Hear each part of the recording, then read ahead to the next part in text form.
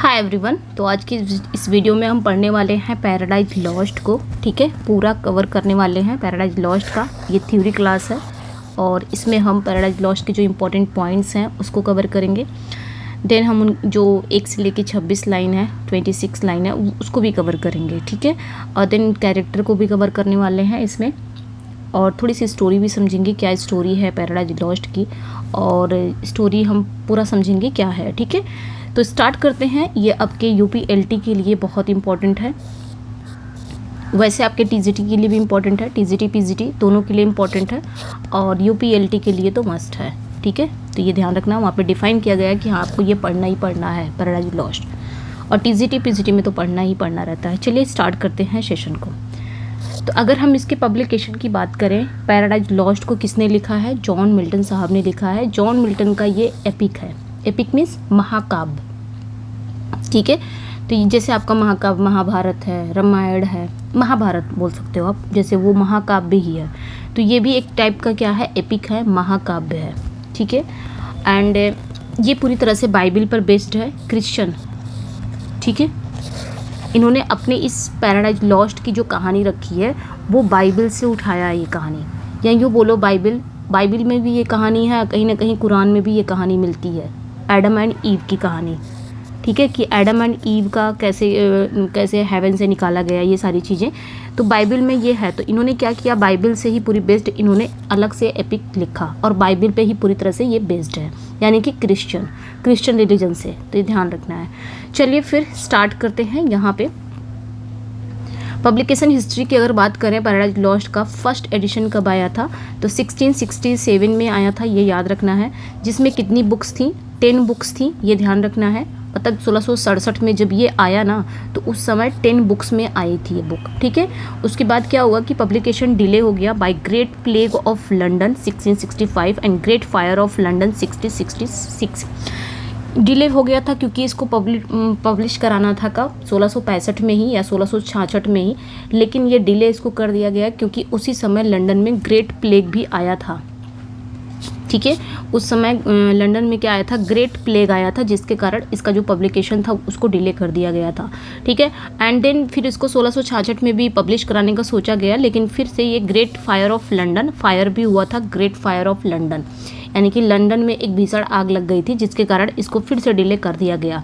उसके बाद देन इसका फर्स्ट एडिशन कब आता है? 1667 में आता है। तो ये चीज़ें ध्यान रखनी है कि 1665 में भी इसको पब्लिकेशन मतलब पब्लिश कराने का इरादा था, लेकिन ग्रेट प्लेग की वजह से क्या हो गया कि इसको डिले कर दिया गया। देन 1666 में भी कराने का इरादा था, तो ग्रेट फायर यानी कि भीषण आग लग जाने के कारण इसको क्या कर दिया गया? डिले कर दिया गया।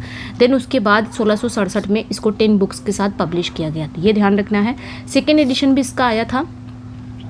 ठीक है, इसका सेकेंड एडिशन भी आया था। तो इसका सेकेंड एडिशन कब आया था? 1674 में आया था, ये ध्यान रखना है। Publish in the year of Milton's death. ठीक है, ये ध्यान रखना है, ये मिल्टन के डेथ के वर्ष में पब्लिश हुआ था, 1674 में। 1674 में मिल्टन की डेथ भी हुई थी, और उसी समय इनका सेकेंड एडिशन भी आया था, पैराडाइज लॉस्ट का सेकेंड एडिशन। ठीक है, इसमें बुक कितनी थी तो ये भी ध्यान रखना है, इसमें 12 बुक्स थी। ठीक है, ये ध्यान रखना है। जब सेकेंड एडिशन आया तो सेकेंड एडिशन में कितनी बुक्स थी? 12 बुक्स थी, ये आपने ध्यान रखना है। ठीक है, उसके बाद क्या हुआ कि emulating the structure of Virgil's Aeneid, ये ध्यान रखना है कि इन्होंने वर्जिल के जो वर्जिल का ये एपिक है एनीड।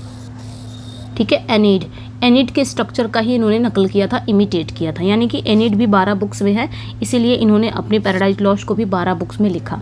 इसी की कॉपी इन्होंने किया है वर्जिल के एनीड की। ठीक है, ये ध्यान रखना है। और इम्पॉर्टेंट पॉइंट्स इसमें क्या हो सकते हैं, यानी कि अगर आप देखोगे तो एडेड आर्ग्यूमेंट्स मीन्स क्या होता है? आप बोल सकते हो सारांश वगैरह, समराइज। ठीक है, समरीज बिफोर ईच बुक, यानी कि यहाँ पे क्या गया कि प्रत्येक बुक से पहले एक आर्ग्यूमेंट्स यानी कि सारांश जोड़े गए, ये ध्यान रखना है। This edition is considered definitive, मतलब इस एडिशन को आखिरकार ये प्रमाणिक माना जाता है, यानी कि लास्ट एंड प्रमाणिक माना जाता है इस एडिशन को। तो ये ध्यान रखना है। इसमें 12 बुक्स थे। अच्छा, ये क्वेश्चन बहुत आता है कि 12 बुक्स में कैसे 12 बुक्स इन्होंने बनाया? तो अब पहले फर्स्ट एडिशन में तो 10 बुक्स आया था। ठीक है, 10 बुक्स थी, तो फिर इसमें कैसे 12 बुक्स आ गई? तो 12 बुक्स के साथ यहाँ पे अपने ध्यान रखना कि बुक 7 एंड बुक 10, इन्हीं दोनों को स्प्लिट करके बुक 12 बनाया गया था, ये आपने ध्यान रखना है। बुक 7 एंड बुक 10 को स्प्लिट करके 12 बुक्स बनाया गया था, ठीक है। इतने पॉइंट्स हो गए। अच्छा, इसका जॉनरा देख लेते हैं, इसका जॉनरा क्या है, ये है क्या। तो मैंने भी बताया कि ये एक एपिक पोयम तो है, लेकिन जॉनरा इसका क्या है, जैसे जॉनरा ट्रेजेडी है कि कॉमेडी है कि एपिक है कि एलजी है कि सोनेट है, क्या है ये। तो ये जॉनरा ये एपिक है, ये ध्यान रखना है, क्या है, एपिक है। और इसके बारे में जानेंगे अगर तो recognise as the greatest epic poem in English literature, तो ये ध्यान रखना है, ये जानी जाती है इंग्लिश लिटरेचर की ग्रेटेस्ट एपिक पोयम जानी जाती है, ये ध्यान रखना है, ठीक है। जो इंपॉर्टेंट पॉइंट्स है वही लेके आई हूँ, ज़्यादा उसमें कुछ नहीं, सिर्फ हम पॉइंट्स ही पढ़ेंगे जो इंपॉर्टेंट पॉइंट्स हैं इसको लेके। अगला देखेंगे, follow the convention of classical epics, ये किसको फॉलो करता है, तो क्लासिकल एपिक को फॉलो करता है, ये ध्यान रखना। जैसे कि क्लासिकल एपिक की जो परंपराएं हैं, जो फॉलो, जैसे जो कन्वेंशन है, इनोकेशन है, यानी कि इसमें इनोकेशन भी दिखाया गया है। इनोकेशन मतलब किसी को इन्वोक किया जा रहा है, अब वो किसको, चाहे वो गॉड को या किसी देवी देवताओं को इन्वोक करके बुलाया जा रहा है, ठीक है।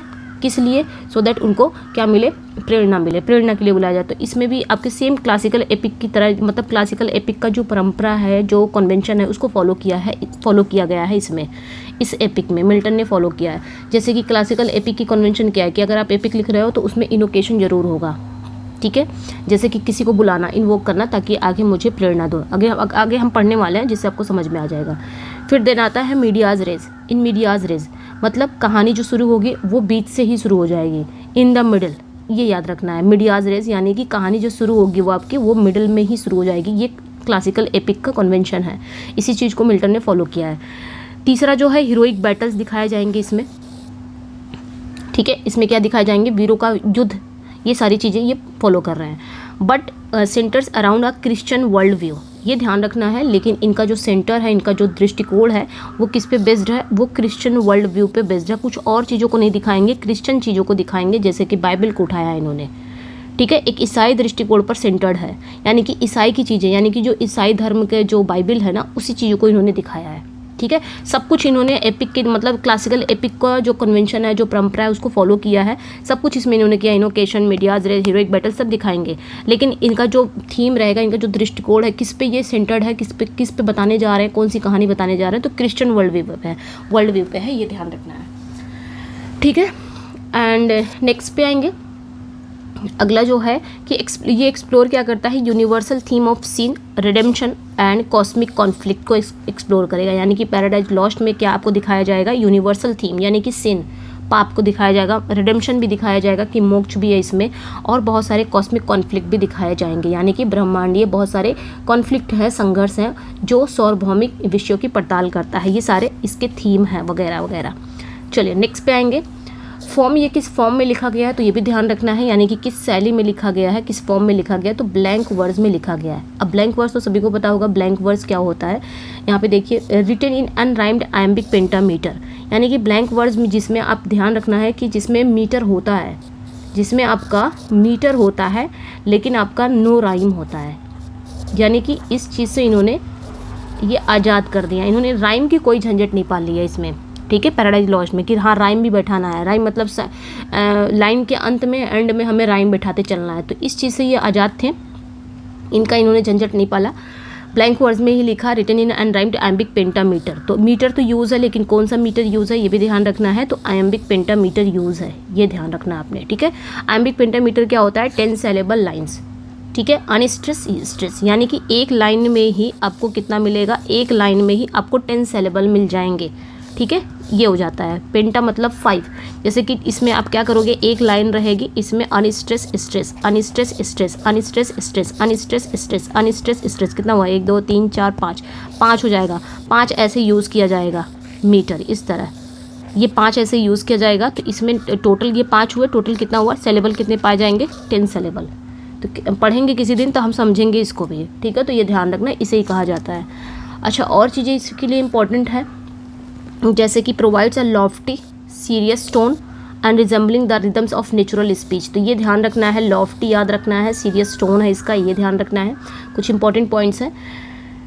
ठीक है, मतलब ये जो पोयम है ना, ये कैसी है, ये क्या क्या प्रोवाइड करेगी, बहुत ही लॉफ्टी होगी, मतलब बहुत भव्य होगी, बहुत सीरियस टोन होगा, इसका टोन कैसा होगा, गंभीर होगा और बहुत ही स्वाभाविक होगा। ठीक है, रिजम्बलिंग द नेचुरल स्पीच, ये ऐसा लगेगा मानो कोई सामान्य बातचीत की लय जैसा लग रहा है, कि मानो कोई ऐसा लगेगा, आप इसको पढ़ोगे ना, लगेगा कि हाँ सामान्य बातचीत हो रही है।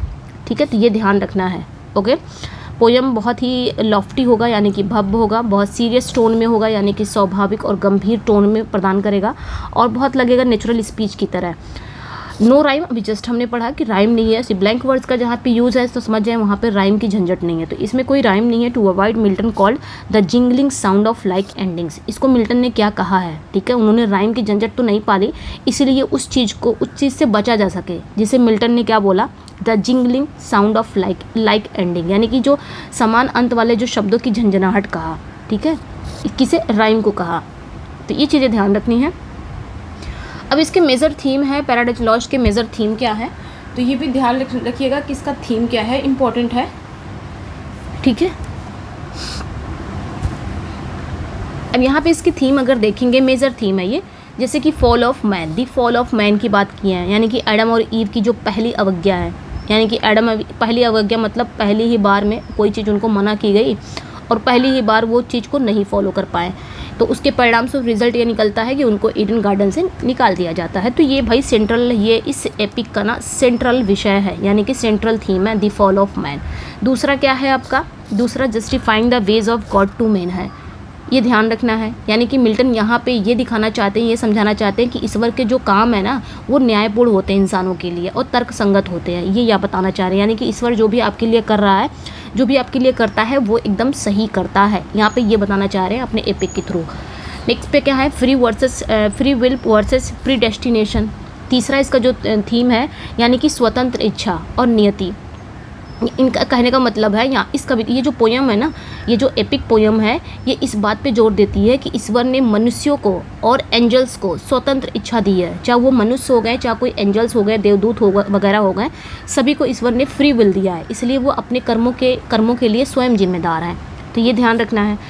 चौथा जो थीम है, ओबीडियंस एंड रिबेलियन। ठीक है, आपने अगर एग्ज़ाम में बाय द वे जैसे आपका अगर रिटन एग्ज़ाम होता है एलटी का, तो इस तरह ये थीम सारी लिखना है, फिर आगे आगे आपको लिखना भी रहेगा अगर पूछ लिया गया पैराडाइज लॉस्ट के बारे में ही। ठीक है, ओबीडियंस एंड रिबेलियन, अगली जो थीम है ना, यानी कि आज्ञाकारिता और विद्रोह। ठीक है, यानी कि शैतान का अहंकार पूर्ण विद्रोह हुआ, ठीक है, उसने आज्ञा नहीं मानी और ईश्वर के प्रति और एंजल्स की सच्ची आज्ञाकारिता के बीच अंतर को दिखाया गया है। इसमें हायरार्की एंड ऑर्डर हुआ है, यानी कि पोयम जो है ना एक दैवीय व्यवस्था प्रस्तुत करती है, जैसे ईश्वर के बारे में बात करता है, गॉड द सन, एंजल इंसान, और शैतान का विद्रोह, ये सारी चीज़ें दिखाता है पोयम। सिन एंड रिडेम्पशन भी हैं, यानी कि शिन यानी कि पाप भी दिखाया जाता है और परिणाम भी दिखाया जाता है। फिर अदर की डिटेल्स है, आगे चलते हैं। ठीक है, ये हो गया। और सेटिंग इसकी कहाँ है, तो ये भी ध्यान रखना है, इसका सेटिंग जहाँ अ वास्ट कॉस्मिक लैंडस्केप है, यानी कि हेवन के बारे में दिखाया गया है। इसमें चीज़ें किसकी बात करेंगे, ये मतलब एक वास्ट कॉस्मिक लैंडस्केप की, यानी कि एक विशाल ब्रह्मांडीय लैंडस्केप के बारे में दिखाया गया, यानी कि हेवन है। हेवन जो है वो गॉड एंड ओबीडियंट एंजल्स, यानी कि ईश्वर और आज्ञाकारी जो एंजल्स हैं उनका क्षेत्र है हेवन। फिर हेल के बारे में भी दिखाया गया, हेल के बारे में बात हुई है। हेल क्या है, एक बर्निंग अबेस है where the fallen angels are cast, एक जलता हुआ अथाह गड्ढा है, इतना मतलब ऐसा गड्ढा है जो कभी भरने वाला नहीं है, वहाँ पे शैतान और उसके साथी और उसके जो फॉलन एंजल्स को फेंका गया है यहीं पे, तो हेल को दिखाया गया। फिर एक है पैराडाइज, यानी कि ईडन, यानी कि एक गार्डन है। ठीक है, अर्थली पैराडाइज है, home of Adam and ewe, embodying innocence and harmony, तो ये याद रखना है। एक चीज़ है पैराडाइज ईडन, यानी कि ये पृथ्वी पर ही है पैराडाइज। ठीक है, कहाँ पे स्थित है, तो ये पैराडाइज जो है वो पृथ्वी पर ही है, पृथ्वी पर ही स्वर्ग है, और एडम और ईव का घर है, जो मासूमियत और सामंजस्य के क्या है, हार्मनी और इनोसेंस के क्या है, ये लोग प्रतीक है। कौन, एडम एंड ईव अभी तो हैं। ये हो गया। अब आते हैं कैरेक्टर पे, कुछ इंपॉर्टेंट कैरेक्टर्स हैं उसको भी देख लेते हैं। ठीक है, उसके बाद देन पोएम पे जाएंगे। अब आते हैं कैरेक्टर्स पे, कैरेक्टर इन पैराडाइज लॉस्ट। तो पहला जो है दी फॉलन एंजल्स का ही शुरुआत करते हैं पहले, फॉलन एंजल से, यानी कि फॉलन एंजल्स में कौन कौन कैरेक्टर आते हैं। तो पहला कैरेक्टर है शैतान। शैतान कौन है, the protagonist antagonist of the poem, इस पोएम का प्रोटागनिस्ट भी यही है और एंटागोनिस्ट भी यही है। ऐसा कुछ लोग का मानना है कि शैटन भी बुक फर्स्ट, बहुत लोग का मानना है कि शैटन ही पैराडाइज लॉस्ट का क्या है, हीरो है। जैसे कि विलियम ब्लैक वगैरह, पीबी शैली वगैरह, तो इन सब का मानना है कि शैटन ही पैराडाइज लॉस्ट का क्या है, हीरो है। कुछ का मानना है कि बुक फर्स्ट का हीरो कौन है, शैटन है, बाकी जो एडम है, ऐसा कुछ का मानना है। ठीक है, तो ये क्लियर नहीं हो पाता है कि आखिर हीरो कौन है। तो भाई चाहे अच्छा बोलो, चाहे मतलब जितना भी स्पीच इसने बोला है, स्पीच तो इसकी अच्छी है, ठीक है, लेकिन मिल्टन ऐसा लगता है कि अनजाने में इसको हीरो बनाने की कोशिश किए हैं और प्रोटैगनिस्ट बनाने की कोशिश किया, और एंटागोनिस्ट भी काम, दोनों का काम करता है ये। तो ये ध्यान रखना है, the protagonist antagonist of the poem. मैंने दोनों बता दिया, जहाँ जहाँ कन्फ्यूज़न है वो भी बता दिया, तो ये कन्फ्यूज़न मत पालिएगा। बुक फर्स्ट में कुछ स्कॉलर्स का मानना है कि बुक फर्स्ट का हीरो शैटन है, और कुछ का मानना है कि शैटन ही हीरो है, और कुछ का मानना है कि एडम हीरो है। ठीक है, तो ध्यान रखना है। Protagonist antagonist of the poem. And next पे आएंगे वंस नोन एज लूसीफर। तो जब ये हेवन में था, कौन, शैटन जब हेवन में था तो इसका नाम क्या था, लूसीफर। ये लूसीफर के नाम से जाना जाता था, ये ध्यान रखना है। द ब्राइटेस्ट ऑफ एंजल, ठीक है, ये लूसीफर के जो बहुत ही प्रतिभाशाली एंजल्स था, बहुत ही सुंदर एंजल्स था जब ये लूसीफर था, जब ये हेवन में था। ठीक है, लेकिन कहते हैं ना कितना भी सुंदर हो अहंकार आ ही जाता है, तो इसको भी कहीं ना कहीं प्राइड आया, cast down from heaven due to pride. आखिर इसको हेवन से क्यों निकाला गया, क्योंकि इसको ना प्राइड आ गया था, क्या, अहंकार। क्यों अहंकार आया, एंड रेबेलियन, ये बन गया, विद्रोह करने लगा। क्यों, seek the correct God's newest creation mankind. तो यहाँ पे जो गॉड की न्यू क्रिएशन है, यानी कि मैनकाइंड, यानी कि एडम, और ऐसा कहा जाता है कुरान में भी ये चीज़ें हैं और आपके बाइबल में भी यही हैं कि जो लूसीफर था, और जब गॉड ने न्यू क्रिएशन बनाया मैनकाइंड, जो हम जानते हैं एडम को, तो एडम का सजदा करने के लिए कहा गया, ऐसा है, एडम को सजदा करने के लिए कहा गया। तो एडम का सजदा करने के लिए कहा गया किसे, लूसीफर को, जो कि बहुत अच्छा ये एंजल्स था, हेवन में था, बहुत अच्छा एंजल्स था, सारी बातें मानता था। लेकिन जब जो एडम थे वो किससे बने थे, मिट्टी से बने थे, कहते हैं वो मिट्टी से बने थे।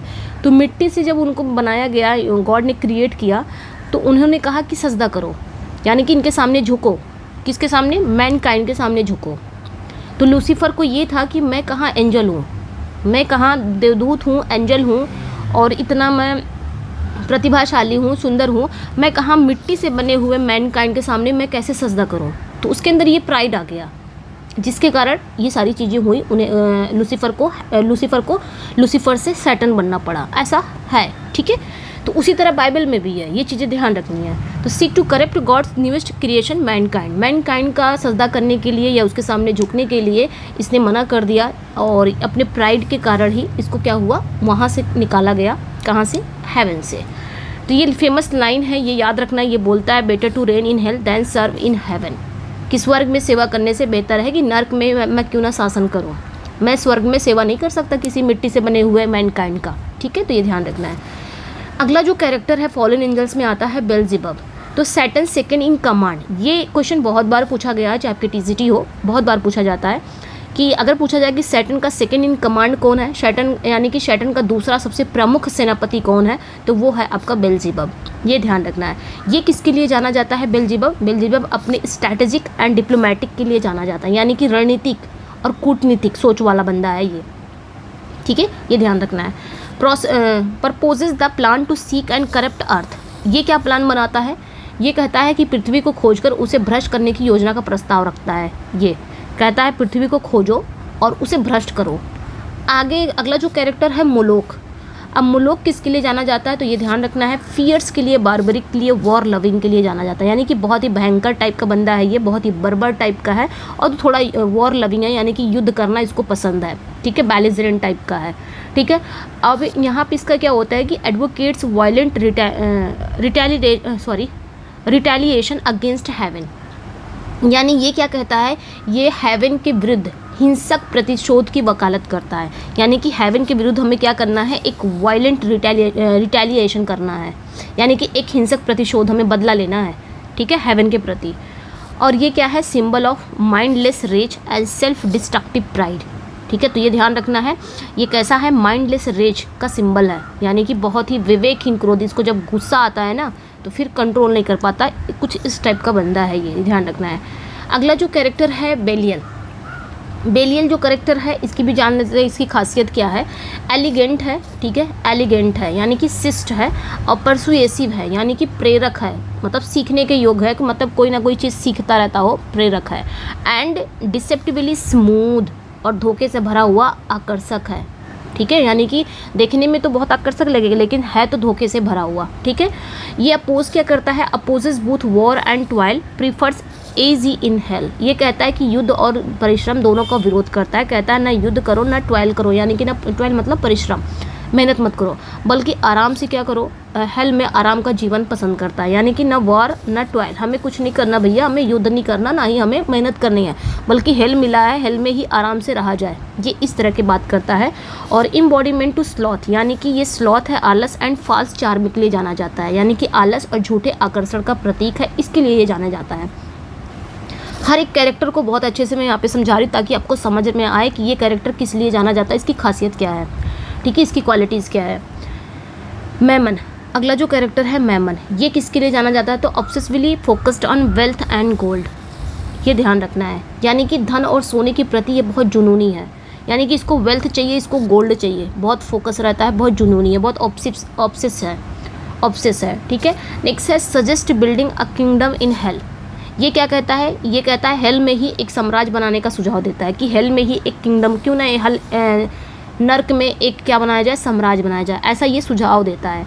फिर है ये किसका सिंबल है, तो ये लालची है, थोड़ा ग्रीड एंड मटेरियलिज्म, यानी कि ये क्या है, लालच और भौतिकवाद का प्रतीक है, यानी कि ये लालच और भौतिकवाद का उसके लिए जाना जाता है। नेक्स्ट पे आएंगे मुल्सिबर, अगला जो कैरेक्टर है ये इंपॉर्टेंट कैरेक्टर है, याद रखना है, ठीक है। ये architect of hell, formally designer in heaven, जब ये हेवन में था ना तो हेवन में ये एक डिज़ाइनर था, ये ध्यान रखना है। इंसान का काम भी कभी कभी ये हेवन में क्या रहता है, एक डिज़ाइनर रहता है, ठीक है, हेवन में एक डिज़ाइनर रहता है, यानी कि जितनी भी डिज़ाइन वाली चीज़ें ये हेवन में बनाता था, लेकिन जब हेल में आ गए ये लोग तो हेल में इसने किसका निर्माण किया, इसने पेंडेमोनियम का निर्माण किया। अब इसके पास ये कला है, ठीक है, इसके पास ये कला है बनाने वाला, तो भाई ये कहीं पे भी रहेगा कुछ ना कुछ तो बना ही देगा, जिससे ये दिखाता है कि अगर कला है और इंसान के अंदर अगर किसी चीज़ की कला है और बुद्धि है तो वो अच्छा और बुरे दोनों के लिए काम आ सकता है। भाई हमारे अंदर अगर कला है बुद्धि है तो हम अच्छे के लिए भी कर सकते हैं। हेवन में था तो ये डिज़ाइनर का काम करता था, अब हेल में आया तो इसने पेंडेमोनियम बना दिया, इसके पास तो वो टैलेंट था ना, तो वही चीज़ यहाँ पे है। मुल्सिबर को याद रखना है, पूछा जाएगा कि पेंडेमोनियम किसने बनाया है, तो मुल्सिबर ने बनाया है, ठीक है। और ये मुल्सिबर ना आर्किटेक्ट ऑफ हेल के लिए जाना जाता है, यानी कि नर्क का वास्तुकार, हेल का आर्किटेक्ट, ठीक है। एंड ये जो पेंडेमोनियम है ये याद रखना है, ये कैपिटल ऑफ हेल है। पूछा जाए कि हेल की राजधानी कौन है, तो पेंडेमोनियम है, ठीक है, ये बताना है। Represent how art and intellect can सब बोथ गुड एंड एविल। अब यहाँ पे क्या पूछा जा रहा है कि ये दिखाता है, वही मैंने भी बताया, ये दिखाता है कि कैसे कला और बुद्धि अच्छे और बुरे दोनों के लिए काम आ सकती है, ठीक है। नेक्स्ट पे आएंगे, अब यहाँ पे ये फॉलन एंजल्स में इतने ही थे। अब हम आते हैं कुछ एलिगोरिकल फिगर की तरफ आते हैं। कुछ एलिगोरिकल फिगर्स हैं, यानी कि वो है नहीं, ठीक है, वो इंसान नहीं है, बस वो जैसे कि सिन मतलब क्या होता है, पाप, जैसे कि डेथ मतलब क्या होता है, मृत्यु। तो इसको ना एज ए कैरेक्टर इसमें दिखाया गया कि हाँ मानो ये कोई इंसान है और एज ए कैरेक्टर ये काम कर रहे हैं इसमें, तो इसी को कहा जाता है एलिगोरिकल फिगर्स, जिसे हम कहते हैं सिम्बॉलिक, जैसे हम सिम्बॉलिक कैरेक्टर जैसे कि एलिगरी वगैरह में होता है। तो यहीं पे लगता है यही चीज़ है, यहीं पे लगता है कि ये एलिगरी भी है एक टाइप की, क्योंकि जब सिन और डेथ की बात आती है तो यहाँ पे इन्होंने यूज़ किया है सिन और डेथ को, एक एलिगोरिकल फिगर का यूज़ किया है, तो लगता है कि ये एक एलिगरी भी है, यहीं पे आता है, ठीक है। तो ये याद रखना है। तो इम्बॉडीमेंट्स ऑफ एब्स्ट्रैक्ट आइडियाज़ हैं, जैसे कि सिन, डेथ एंड एविल। तो ये तीन ऐसे कैरेक्टर हैं जो कि इंसान कोई पाप करता है तो उसे कहते हैं ना तुमने पाप किया है, वो सीन हो गया। डेथ हम जानते ही है, एविल बुराई। तो ये इन तीनों को ना एज ए कैरेक्टर इसमें दिखाया गया है, किसमें, पैराडाइज लॉस्ट में, कि एज ए कैरेक्टर है। अब ये सिन को क्या बना दिया गया है कि सिन जो है ना ये डॉटर ऑफ सैटर्न है, यानी कि सैटर्न की बेटी को बना दिया गया है। Born from his thoughts of rebellion. ये कहाँ से आई है सिन, इसकी पैदाइश कैसे हुई है, पैदा कहाँ से हुई है, ये उसके विद्रोह के विचार से और उसके दिमाग से पैदा हुई है, किसके, सैटर्न के, ये ध्यान रखना है, ठीक है। Torso of a women, lower body of serpent surrounded by a hello hounds, ये याद रखना है, ठीक है। अब ये सिन के बारे में बताया जा रहा है कि सिन कैसी दिखती है। सिन का अगर देखा जाए टॉर्सो ऑफ अ वुमेन, यानी कि उसका जो ऊपरी शरीर है ना एक वुमेन का है, यानी कि एक स्त्री का है, और उसका जो लोअर बॉडी है ना वो एक सरपेंट है, एक सांप है, यानी कि उसका जो ऊपर का हिस्सा है वो फीमेल है, स्त्री है, और उसका जो लोअर बॉडी है वो सांप का है, और सराउंडेड बाय हेल हाउंड्स, और जो नर्क के कुत्तों से घिरी होती है। समझ में आई? इसके बारे में बात हो रही है सिन की। ये कोई है नहीं, एक्चुअल में कोई इंसान नहीं है, बस उसको इंसान की तरह यहाँ पे रिप्रेजेंट किया गया है। Represent the birth of evil from corrupted thought, तो ये दिखाता है कि बुराई का जन्म भ्रष्ट विचारों से भी होता है। बुराई का यहाँ पे जन्म हुआ ना, सिन का जन्म हुआ है कहाँ से? शैतान के करप्ट विचार से जन्म हुआ है। ठीक है, तो ये याद रखना है। अगला जो सिंबॉलिक कैरेक्टर है वो है डेथ। अब डेथ भी इसी तरह आया है। डेथ कैसे आया है? तो ऐसा कहा जाता है कि ये शैतान एंड सिन का ही बेटा है। भाई सिन कहाँ से आई? शैतान के विचार से निकली, शैतान का जो करप्टेड थॉट है वहाँ से निकली। और जो आपका डेथ है, तो डेथ भी ऐसा कहा जाता है कि शैतान एंड सिन का बेटा है। इंसेंसुअस एलिगरी है यहाँ पे, ये ध्यान रखना है। ठीक है, अब ये कैसा है? ये बहुत ही शैडवी है, यानी कि बहुत ही धुंधला है, और फॉर्मलेस फिगर है, मतलब निराकार आकृति, कोई फिगर वगैरह नहीं है इसका, फॉर्मलेस फिगर है जो आपको दिखाई नहीं देता। ये क्या करता है? ये गार्डिंग हेल्स गेट, ये हेल के गेट के सामने रखवाली करता है। कौन? ये डेथ। अब ऐसे भाई अब निकला है, कहीं से भी निकल जाए, बना दो उसी को एज ए कैरेक्टर बना दो। ठीक है, तो वो ध्यान रखना है, जिसका कोई फिगर नहीं है। Symbolise the inevitable consequences of sin, तो ये क्या बताता है? ये बताता है कि ये पाप का, यानी कि जो सिन है ना, ठीक है, सिन का जो इनएविटेबल परिणाम का प्रतीक है। ठीक है, फिर है devours everything has a ravenous appetite, ये सब कुछ खा लेता है, सब कुछ निगल लेता है, लेकिन इसकी कभी भूख शांत नहीं होती, जो डेथ है। तो ये ध्यान रखना है। अब अगला जो कैरेक्टर है ह्यूमंस भी देख लेते हैं। ह्यूमंस का जो कैरेक्टर है, यानी कि जिसको गॉड ने बनाया है बट वल्नरेबल टू टेम्पटेशन, ईश्वर की छवि में बने हैं, जिसको ईश्वर ने बनाया है, ह्यूमंस को ईश्वर ने क्रिएट किया। तो पहला कौन है? अगर पूछा जाए फादर ऑफ मैनकाइंड कौन है, तो एडम है। ये पहले मैन है, दुनिया में सबसे पहले यही आए, ऐसा हमारी बाइबल कहती है। Created with wisdom and strength. ठीक है, तो ये दुनिया का मतलब फादर ऑफ मैनकाइंड कौन है? तो एडम है। Father of women kind father of Mankind यही है, एडम ही है। और मदर ऑफ मैनकाइंड वो आपकी ईव है, इतना ध्यान रखना है। ठीक है, तो फर्स्ट मैन है created with wisdom and strength, जिसे ज्ञान और शक्ति के साथ बनाया गया। गॉड ने कैसे बनाया है? एडम को विजडम एंड स्ट्रेंथ के साथ बनाया है। ठीक है, ये ध्यान रखना। Rational, noble and devoted to God and Eve, ये कैसे है? ये बहुत ही रेशनल है, यानी कि तर्क संगत है, बहुत ही नोबल टाइप के हैं। इनकी जो खासियत है ये कैसे है, मतलब इनकी जो कैरेक्टरिस्टिक है वो कैसे हैं? रेशनल है, नोबल हैं, और ईश्वर के प्रति, ईश्वर तथा ईव के प्रति ये कैसे है? डिवोटेड है। कौन? एडम। ये ध्यान रखना है। फिर chooses to fall out of love not temptation alone, तो वो केवल प्रलोभन से नहीं बल्कि ईव के प्रति प्रेम के कारण पाप का भागीदारी बनना चाहते हैं। ठीक है, ये ध्यान रखना। मतलब वो सिर्फ क्या है? वो केवल प्रलोभन से नहीं बल्कि ईव के प्रति, यानी कि वो प्रलोभन से बचना चाहते हैं। जो भी प्रलोभन उनको दिखाया जाएगा, जैसे वहाँ पे फॉरबिडन फ्रूट खाने के लिए कहा गया, लेकिन ये इससे बच जाएंगे। लेकिन ईव के प्रेम से कैसे बचेंगे? ठीक है, ये सिर्फ किससे बना कि ईव के प्रति जो उनके अंदर प्रेम है ना, उस पाप का भागीदार बनना चाहते हैं, प्रलोभन से नहीं। ये ध्यान रखना। नेक्स्ट जो ह्यूमन कैरेक्टर में आएंगे तो वो आपका ईव आएंगी। ईव कौन है? Created from Adam's rib as his companion. तो ईव का जन्म कैसे हुआ था? तो ऐसा कहा जाता है कि एडम के रिब से बनाई गई हैं ईव। रिब मतलब क्या होता है? पसली। ठीक है, एडम के पसली से उनके साथी का, यानी कि उनकी कंपेनियन के रूप में बनाया गया। ठीक है, इनके कंपेनियन के रूप में ईव को। ये ईव कैसी दिखती है? तो ईव बहुत ही ब्यूटीफुल है, इंटेलिजेंट है, बट क्यूरियस एंड वल्नरेबल है, यानी कि बहुत जिज्ञासु है और थोड़ा सा संवेदनशील भी है। ठीक है, डिज़ायर क्या रखती है? Knowledge and God like status. इनका डिज़ायर क्या है? इनकी इच्छा क्या है? तो इनके अंदर बहुत ज्ञान आ जाए और गॉड लाइक, यानी कि द्वैत की स्थिति की इच्छा रखती हैं, गॉड लाइक स्टेटस हो इनका, ये इस तरह का ये डिज़ायर रखती हैं। ठीक है, first to be deceived by Satan in the form of serpent. तो इनको ना सांप के रूप में शैतान द्वारा सबसे पहले इन्हीं को धोखा दिया जाता है, तो ये ध्यान रखना है। अभी हम पढ़ेंगे वैसे। अब आते हैं कुछ हेवनली बीइंग्स कैरेक्टर हैं, यानी कि स्वर्गीय प्राणी कुछ है। तो जैसे कि गॉड द फादर। ठीक है, गॉड द फादर कौन है? तो ये ओमनीपोटेंट है, ओमनीसेंट है, सर्वज्ञ है, सर्वशक्तिमान है, मतलब सर्वज्ञ है, सर्वशक्तिमान हैं और सर्वज्ञ, सब कुछ जानने वाले हैं, God the Father. Portrayed as just and merciful, ठीक है, ये कैसे दिखते हैं, ये बहुत ही मर्सीफुल हैं और बहुत ही दयालु रूप में हैं, ठीक है, बहुत जस्ट मतलब उचित न्याय, दयालु हैं, मर्सीफुल हैं। ये क्या किए हैं, gives free will to all creatures, यानी कि ये सभी प्राणियों को फ्री विल दिए हैं, ठीक है, हम जैसे प्राणियों को ये क्या किए हैं, सभी प्राणियों को क्या दिए हैं, फ्री विल दिया, यानी कि इंसान जो भी करता है वो अपनी इच्छा के अनुसार करता है, इसमें गॉड का कोई हाथ नहीं है। आप अपने फ्री विल से करते हो, इसमें गॉड का कोई हाथ नहीं है, ठीक है। फिर है foresees the fall but allows it for greater purpose, यानी कि ये क्या करते हैं, ये मनुष्य के पतन की भविष्यवाणी करते हैं, लेकिन एक बड़े उद्देश्य के लिए इसकी अनुमति भी दे देते हैं।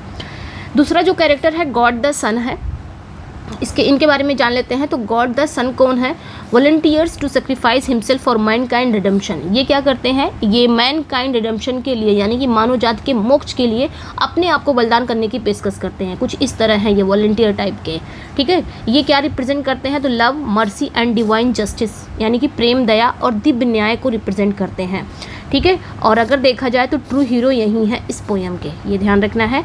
अगला जो कैरेक्टर है एब्डियल कौन है, तो शुरुआत में ये ध्यान रखना है, शुरू में अगर देखा जाए तो शैटन के विद्रोह का ये हिस्सा था, लेकिन बाद में वफादारी को चुनता है, तो ये ध्यान रखना है। Once part Satan's rebellion but chooses loyalty, जब शुरुआत में जब शैटन और उसके फॉलन एंजल्स को जब विद्रोह किया गया तभी तो गिराया गया, बीच से स्टोरी स्टार्ट हुई है इसमें। अब ऐसा नहीं दिखाया गया कि स्टोरी मतलब युद्ध हो रहा है, ये सारी चीज़ें नहीं दिखाई गई हैं, ऐसा दिखाया गया कि फॉरेन एंजल को हेवन से फेंक दिया गया हेल में, बीच की स्टोरी से स्टार्ट किया गया है, ठीक है।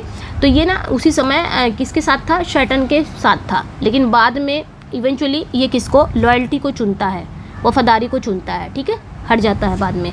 Stand for faith, courage and moral conscience किसके लिए जाना जाता है, विश्वास, साहस और नैतिक विवेक का प्रतीक है ये, मतलब इसके अंदर विश्वास है, साहस है, ये ध्यान रखना है। नेक्स्ट है यूरियल, जो उरियल है, उरियल कौन है, तो ये ध्यान रखना है, regent of the sun and guardian of earth, यानी कि ये क्या है, ये सूर्य का शासक है, सन रीजेंट ऑफ द सन, सूर्य का शासक है, और जो पृथ्वी है ना, पृथ्वी का ये संरक्षक है, यानी कि पृथ्वी की देखभाल करता है, ये ध्यान रखना है। Tricked by Satan in disguise shows that evil can deceive even the vigilant, तो शैटन द्वारा एक बार इनको भी धोखा मिला है, शैटन द्वारा एक एंजल के भेष में धोखा खा जाता है, ये दिखाता है कि बुराई सबसे सतर्क लोगों को भी धोखा दे जाती है। तो शैटन के द्वारा शैटन एक एंजल्स बन के जाता है ईडन में, और ये धोखा खा जाते हैं उरियल, तो ये ध्यान रखना है। अगला जो कैरेक्टर है राफेल जो कैरेक्टर है, इसको भी याद रखना है, sent by God to educate and warn Adam, तो राफेल जो कैरेक्टर है ये ईश्वर द्वारा एडम को क्या करने के लिए, जाके एडम को ये ईश्वर द्वारा भेजे जाते हैं, ये भी एक एंजल ही हैं, ठीक है, आर्क एंजल बोल सकते हो, ये भी एक आर्क एंजल ही हैं, और ये ईश्वर इन्हें भेजते हैं जाके एडम को एजुकेट करो, मतलब सब कुछ बताओ, सारी चीज़ें बताओ, और उन्हें चेतावनी भी दो एडम को, ठीक है, थोड़ा फ्रेंडली भी हैं और वाइज भी है, और डिवाइन टीचर के रूप में भी हैं, काम करते हैं। नेक्स्ट जो है गैब्रियल कौन है, तो chief guardian of the paradise, यानी कि पैराडाइज का ये मुख्य संरक्षक है, ठीक है, गैब्रियल आर्क एंजल, ठीक है, ये ध्यान रखना है। डिटेक्ट्स शैटन्स प्रेजेंस इन ईडन, ये क्या करते हैं, ईडन में शैटन की उपस्थिति को पता लगाते हैं कि शैटन आया है कि नहीं आया है। Symbol of watchfulness and divine states के लिए जाने जाते हैं, यानी कि बहुत ही सतर्क रहते हैं, ये जब भी ईडन में रहते हैं बहुत ही सतर्क रहते हैं, उसके लिए जाने भी जाते हैं। तो ये था। अच्छा हाँ, अगला है माइकल है, इनको कौन भूल पाएगा। तो माइकल जो है ये leader of God's army in heaven, heaven में जो गॉड की आर्मी है ना उनको लीड करने वाले यही हैं माइकल, यानी कि स्वर्ग में ईश्वर की सेना का नेता है ये। Cast out Satan during the celestial war, तो ये क्या करते हैं, जब सेलेस्टियल वॉर के दौरान शैटन को बाहर यही निकालते हैं शैटन को, ठीक है। Later shows Adam prophetic vision of mankind future and expels the human from Eden, बाद में ये एडम को भी मानव जाति के भविष्य के बारे में पूरा सब कुछ बताते हैं, दिखाते हैं, भविष्य सूचक दिखाते हैं, सब कुछ दिखाते हैं, और मनुष्य को भी ईडन से क्या कर देते हैं, यानी कि एडम एंड ईव को भी ये ईडन से क्या करते हैं, निकाल देते हैं, यही माइकल हैं, ठीक है। तो ये थे, मैंने कैरेक्टर बता दिया। अब यहाँ पे थोड़ी सी स्टोरी भी समझ लेते हैं। कैरेक्टर को मैंने बता ही दिया है, पूरे कैरेक्टर को अच्छे से समझा दिया है, थोड़ी सी स्टोरी समझ लेंगे, ठीक है, ज़्यादा नहीं, थोड़ा थोड़ा। देखिए यहाँ पे स्टोरी हो जाएगी आपका, पैराडाइज लॉस्ट में स्टोरी क्या है भाई वो तो देखेंगे ना, उसके बाद फिर आपकी ये 26 लाइन है। इसको जब आप स्टोरी पढ़ लोगे ना तो ये 26 लाइन आपको ईजिली समझ में आ जाएगी। हालांकि 26 लाइन में तो कवर नहीं किया गया उन्होंने, लेकिन 26 लाइन में आपको इतना पता चल जाएगा कि मिल्टन क्या लिखने वाले हैं। चलिए, तो यहाँ पे देखेंगे समरी है, पूरा 12 बुक्स की समरी है, इसको देख लेते हैं। बुक फर्स्ट में क्या दिखाया गया है, फॉल इनटू हेल, ठीक है, दी फॉल इनटू हेल, यानी कि हेल में गिराया गया है। बुक फर्स्ट में ही दिखाया जाता है कि हेल में किसको गिरा दिया जाता है, जो फॉलन एंजल्स है, जो रेबल्स एंजल हैं, उनको और शैटन को सबको हेल में फेंक दिया जाता है हेवन से। यहीं से स्टोरी स्टार्ट हो जाती है। तो ये लाइन सबसे पहले आता है, better to reign in hell than serve in heaven, यानी कि बुक फर्स्ट की ही ये लाइन है आपकी, सबसे पहले नहीं आता, यानी कि बुक फर्स्ट की ही लाइन है, इसको ध्यान रखना है। बुक फर्स्ट में ही बोलता है शैटन, ठीक है। तो देखो स्टोरी स्टार्ट क्या होती है कि after losing the war in heaven Satan and the rebels angels awaken in the fiery abyss of hell, यानी कि हेवन में वॉर, यानी कि हेवन में स्वर्ग में युद्ध हारने के बाद शैटन और उसके जो रेबल एंजल्स हैं वो हेवन यानी कि हेल की आग की खाई में जाते हैं। मतलब इनको ना हेवन में जब ये युद्ध हार जाते हैं तो इनको ना हेल में फेंक दिया जाता है, और हेल में जब फेंक दिया जाता है तो शैटन और उसके जो रेबल एंजल हैं वो कहाँ जागते हैं, हेल की आग में जागते हैं। फियरी अबेस रहता है हेल की आग, वहाँ पे जागते हैं, ठीक है। वहाँ पे देखते हैं कि हम तो कहाँ आ गए हैं, हेल में आ गए हैं। Refusing repentance Satan delivers a rousing speech to rally and fallen. अब यहाँ पे होता ना इंसान को, चलो मैंने क्यों गॉड के खिलाफ चला गया, थोड़ा सा रिपेंट तो होना चाहिए ना, लेकिन शैटन को रिपेंट नहीं था। रिपेंट करने से इनकार करते हुए शैटन क्या किया, अपने फॉलन एंजल्स के सामने ही एक राउजिंग स्पीच दे दिया, ठीक है। एक क्या बोल दिया, एक जोशीला भाषण देता है। क्या कहता है, they construct a vast capital called Pandemonium where the demons gather for a council of war, ठीक है। मतलब एक स्पीच देता है, यही स्पीच देता है, better to reign in hell than serve in heaven, ठीक है। मतलब रिपेंट नहीं करेगा कि हाँ हमने उनके खिलाफ क्यों लड़ाई की, गॉड के खिलाफ, रिपेंट ना करते हुए बल्कि शैटन क्या करता है, अपने फॉलन एंजल को एकजुट करता है और एक जोशीला भाषण देता है। ये ध्यान रखना है। ये जो पॉइंट्स है, अगला जो पॉइंट है कि वो लोग क्या करते हैं, वो लोग एक वास्ट कैपिटल सिटी बनाते हैं, ठीक है। एक पेंडोमोनियम याद रखना है, पेंडोमोनियम नामक एक विशाल राजधानी का ये निर्माण करते हैं, जहाँ ये जो काउंसिल ऑफ वॉर हैं, ठीक है, उनके लिए इकट्ठा होते हैं, ठीक है। जहाँ पे जो आपके फॉलन एंजल्स हैं वो युद्ध परिषद के लिए इकट्ठा होते हैं। तो ये लोग एक वास्ट कैपिटल सिटी बनाते हैं जिन्हें हम क्या कहते हैं, पेंडेमोनियम कहते हैं। ये हो गया बुक फर्स्ट। बुक सेकंड में क्या दिखाता है, the infernal council and Satan journey दिखाया जाता है। तो बुक सेकंड में भी ये लाइनें आती हैं, ये ध्यान रखना, टू वेज बाय फोर्स और गाइल इंटरनल वॉर, ठीक है। ये लाइनें आपकी आती हैं बुक सेकंड में, ठीक है, ये ध्यान रखना है। यानी कि बल से या छल से अनंत युद्ध छेड़ना है। तो यहाँ पे जो अगला है, in Pandemonium grand council the demons debate their next step. तो पेंडेमोनियम में क्या करते हैं ये लोग, जो पेंडेमोनियम नामक एक जो विशाल राजधानी का निर्माण ये लोग करते हैं ना, जहाँ पे सारे लोग बैठ के इकट्ठा हो के वहीं पे युद्ध की योजना बनाते हैं, ठीक है। तो पेंडेमोनियम के भव्य परिषद में जो डेविल्स हैं अपने अगले स्टेप पर बहस करते हैं कि अगला हमें क्या करना है, कैसे हमें क्या करना है। हम तो हार गए हैं, लेकिन हम हारने वाले नहीं हैं। भले हम हार गए हैं, हमारी इच्छा, हमारी डिज़ायर अभी भी है, हम हारेंगे, कुछ ना कुछ अगला कदम हम करेंगे, उनके खिलाफ जाएंगे, गॉड के खिलाफ। तब यहाँ पे सारे लोग वहीं पेंडेमोनियम में बैठकर बातें करते हैं। तो जो मोलोक है and Belial, Mammon and other voice their views, सब लोग अपने अपने व्यूज़ देते हैं। सब लोग बैठे हैं पेंडेमोनियम में और अपने अपने व्यूज़ दे रहे हैं, चाहे मोलोक हो गया, चाहे बेलियल हो गया, चाहे मैमन हो गया, या और भी सब अपने अपने विचार रखते हैं कि हमें क्या करना चाहिए, अब हमें क्या करना चाहिए, जबकि हम हेवन से इस तरह के फेंके गए हैं, तो अब हमें आगे क्या करना चाहिए। Beelzebub proposes a subtle plan corrupt God and new creation man. अब यहाँ पे बेल्ज़ेबुब अपना विचार बताता है। बेल्ज़ेबुब कहता है, वो एक योजना रखता है सामने। क्या रखता है, कहता है ईश्वर की जो नई रचना है ना, यानी कि मानव, उसको भ्रष्ट करना है। अब ईश्वर की जो नई रचना है उसको भ्रष्ट करना है, इससे अच्छा बदला नहीं हो सकता। अगर हमें को बदला लेना है ना, तो ईश्वर की जो नई न्यू क्रिएशन है उसको क्या कर देना है, भ्रष्ट करना है, ठीक है। तो Satan volunteers to leave hell and carry out the mission. और शैटन जैसे ही सुनता है, वो इस मिशन को पूरा करने के लिए तुरंत नर्क को छोड़ने की पेशकश करता है, यानी कि तुरंत वो हेल को छोड़ के जा रहा है, अब वो भ्रष्ट ही करने जा रहा है, ठीक है। तो ये क्या करता है, ये tricking sin and death who और गार्ड द हेल्थ, ये आराम से निकल जाता है हेल से। कहाँ चला जाता है, अब जा रहा है वो, हाँ कहाँ पे, ईडन में जा रहा है वो। उस एडम एंड ईव से मिलने के बाद जब वो बोल दिया ना कि करप्ट करना है जो गॉड की न्यू क्रिएशन है मैन, उनको करेक्ट करना है। तो ये क्या करता है, ये बचते बचाते सीन और डेथ को धोखा देते हुए हेल्थ से बाहर निकल जाता है। कौन? शैटन। तो ये ध्यान रखना है। बुक थर्ड में अगर आ जाएं हम, तो बुक थर्ड में गॉड फोरसी द फॉल, तो जो मतलब ईश्वर पतन की भविष्यवाणी करते हैं। गॉड को पहले सारी चीज़ें पता चल जाती हैं कि क्या चीज़ें होने वाली हैं, हाँ, तो वो पहले से ही कहते हैं कि पतन की भविष्यवाणी करते हैं। तो इसमें ये बुक थर्ड की लाइन है कि man hath offended and ransom he shall pay. तो ये बुक थर्ड की लाइन है, ये ध्यान रखना है। ठीक है, अब सीन कहाँ शिफ्ट हो जाता है? हेवन की तरफ। बुक थर्ड में अब हेवन की तरफ सीन सेट हो जाता है, यानी कि शिफ्ट हो जाता है, हेवन का दिखाया जाएगा। अब यहाँ पे क्या दिखाते हैं कि गॉड यहाँ पे बैठ के क्या कर रहे हैं? God foresees the fall but affirms human free will. यहाँ पे गॉड क्या कर रहे हैं? पतन की भविष्यवाणी करते हैं, लेकिन ह्यूमन को उन्होंने फ्री विल की इच्छा भी दी है। उन्होंने अफर्म कर देते हैं कि मैंने ह्यूमन को क्या दिया है? फ्री विल दिया। एक तरफ वो क्या कर रहे हैं कि पतन की भविष्यवाणी भी कर रहे हैं, दूसरी तरफ कह रहे हैं कि चलो मैंने ह्यूमन को क्या दे दिया है? फ्री विल दे दिया है, स्वतंत्र इच्छा। वो अफर्म करते हैं, पुष्टि करते हैं। फिर क्या होता है? The Son of God offers himself as a sacrifice to redeem mankind. और जो सन ऑफ गॉड हैं, जो ईश्वर पुत्र हैं, वो क्या करते हैं?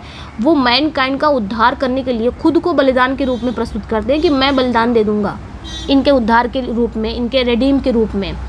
ठीक है, उसके बाद क्या होता है? Satan nears the border of the created universe disguise as a lesser angel.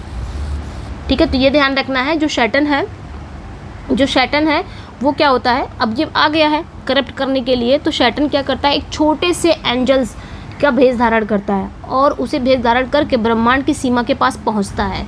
He deceive यूरियल। यहीं पे ये यूरियल को क्या करता है? डिसीव करता है। The guardian of the sun to find the path of earth. ठीक है, तो यहीं पे ये क्या करता है? पृथ्वी का रास्ता खोजने के लिए वो कहाँ पहुँचता है? गार्डियन ऑफ द सन, यानी कि सूर्य के संरक्षक ऊरियल को धोखा दे देता है। ठीक है, यहीं पे, और ऊरियल भी धोखा खा जाता है। बुक 4 में क्या होता है? बुक 4 में शैटन इन पैराडाइज। बुक 4 में शैटन पहली बार जाता है पैराडाइज में। ठीक है, जब वो वॉर हारने के बाद पहली बार जाता है पैराडाइज में, कहता है, देखिए बुक 4 की ये लाइन है। ठीक है, बुक 4 में ये कोटेशन आता है, ये ध्यान रखना है। The mind is its own place and itself can make a heaven of hell, a hell of heaven. ये याद रखना है। एंड बुक 4 में क्या होता है कि शैटन पहुंच जाता है, arrive in the garden of Eden.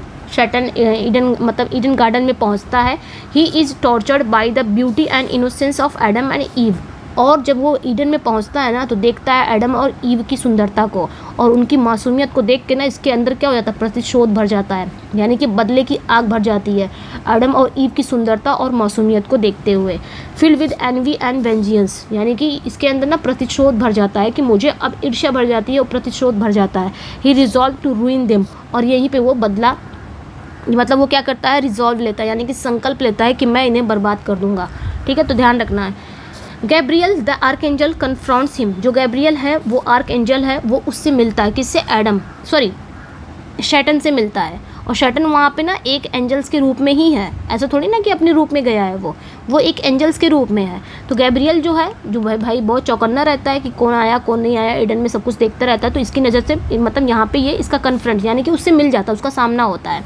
Gabriel का सामना किससे होता है? शैटन से होता है, जो इस समय एक एंजल बना हुआ है। तो Satan is discovered but flees before he is caught. जैसे ही वो कुछ करता, उसको पकड़ता, लेकिन तभी शैटन वहाँ से भाग निकल जाए। तो ये ध्यान रखना है। बुक 4 की बात हो गई। बुक 5 में क्या होता है? Rafales warning. बुक 5 में राफेल वार्निंग देता है क्या? देखिए, ये बुक 5 में ये लाइनें आएंगी आपकी, ये जो कोटेशन है, sufficient to have stood though free to fall, ये ध्यान रखना है। तो बुक 5 में Eve wakes from a disturbing dream of temptation. Eve को बड़े सपने आते हैं, बुक 5 में ये याद रखना है। इसमें क्या होता है कि ईव जो है, ईव के बहुत सपने आते हैं। कैसे? टेम्पटेशन के सपने आते हैं, यानी कि टेम्पटेशन के परेशान करने वाले सपने से जागती है, यानी कि उसको सपने में भी कोई परेशान कर रहा है। कोई क्या यही परेशान करता होगा। ठीक है, तो ये ध्यान रखना है। यहाँ पे क्या होता है कि एडम प्रे फॉर प्रोटेक्शन। अब जब ये ईव बताती है कि ऐसे ऐसे मुझे सपने आते हैं, टेम्पटेशन के सपने आते हैं मुझे, तो जब वो उठती है ना, तो एडम को बताती है। तो एडम क्या करते हैं? यहाँ पे ये प्रोटेक्शन की बात करते हैं कि हमें सुरक्षा दो, सुरक्षा के लिए ये प्रार्थना करते हैं। किससे? गॉड से करते हैं। उसके बाद क्या होता है कि गॉड राफेल को भेजते हैं और उन्हें शैटन के बारे में वॉर करने के लिए भेजते हैं कि जाओ और एडम और ईव को ना शैटन के बारे में सब बताओ, वॉर्न कर दो। ठीक है, उन्हें शैटन के बारे में चेतावनी देने के लिए राफेल को भेजते हैं, जाके वॉर्न कर दो कि ऐसा ऐसा है, वो किसी भी बेस में आ जाएगा, तुम्हें नहीं खाना है, वो तुम्हें भड़काएगा वो फॉरबिडन फ्रूट खाने के लिए, लेकिन तुम्हें नहीं खाना है, जो चीज़ें मना है मना है। तो राफेल आता है, Raphael dines the with Adam and Eve begins to tell the story of Satan rebellion in heaven. तो आके ये ना सैटर्न की पूरी कहानी, पूरा चिट्ठा खोलता है। कौन? राफेल। राफेल आके एडम और ईव के पास उनके साथ खाना खाता है और हेवन में सैटर्न के विद्रोह की कहानी सुनाना शुरू करता है। ठीक है, बताता है कि कैसे कैसे सैटर्न का विद्रोह हुआ था, कैसे कैसे लड़ाई हुई थी, कैसे हमने उन सबको कैसे हमने हेल में फेंका। ये सारी चीज़ें वो एडम और ईव को बताता है। कौन? राफेल। तो ये चीज़ें याद रखनी है बुक 5 में। उसके बाद क्या होता है, बुक 6 में क्या होता है, द वॉर इन हेवन। ठीक है, यानी कि हेवन में युद्ध, यानी कि हेवन में युद्ध कैसे हुआ, ये सारी चीज़ें वो जारी रखा है, वो कहानी बता रहा है। ठीक है, यहीं पे कहानी बता रहा है, इसलिए ध्यान रखना बुक 6 तक कहानी जाती है।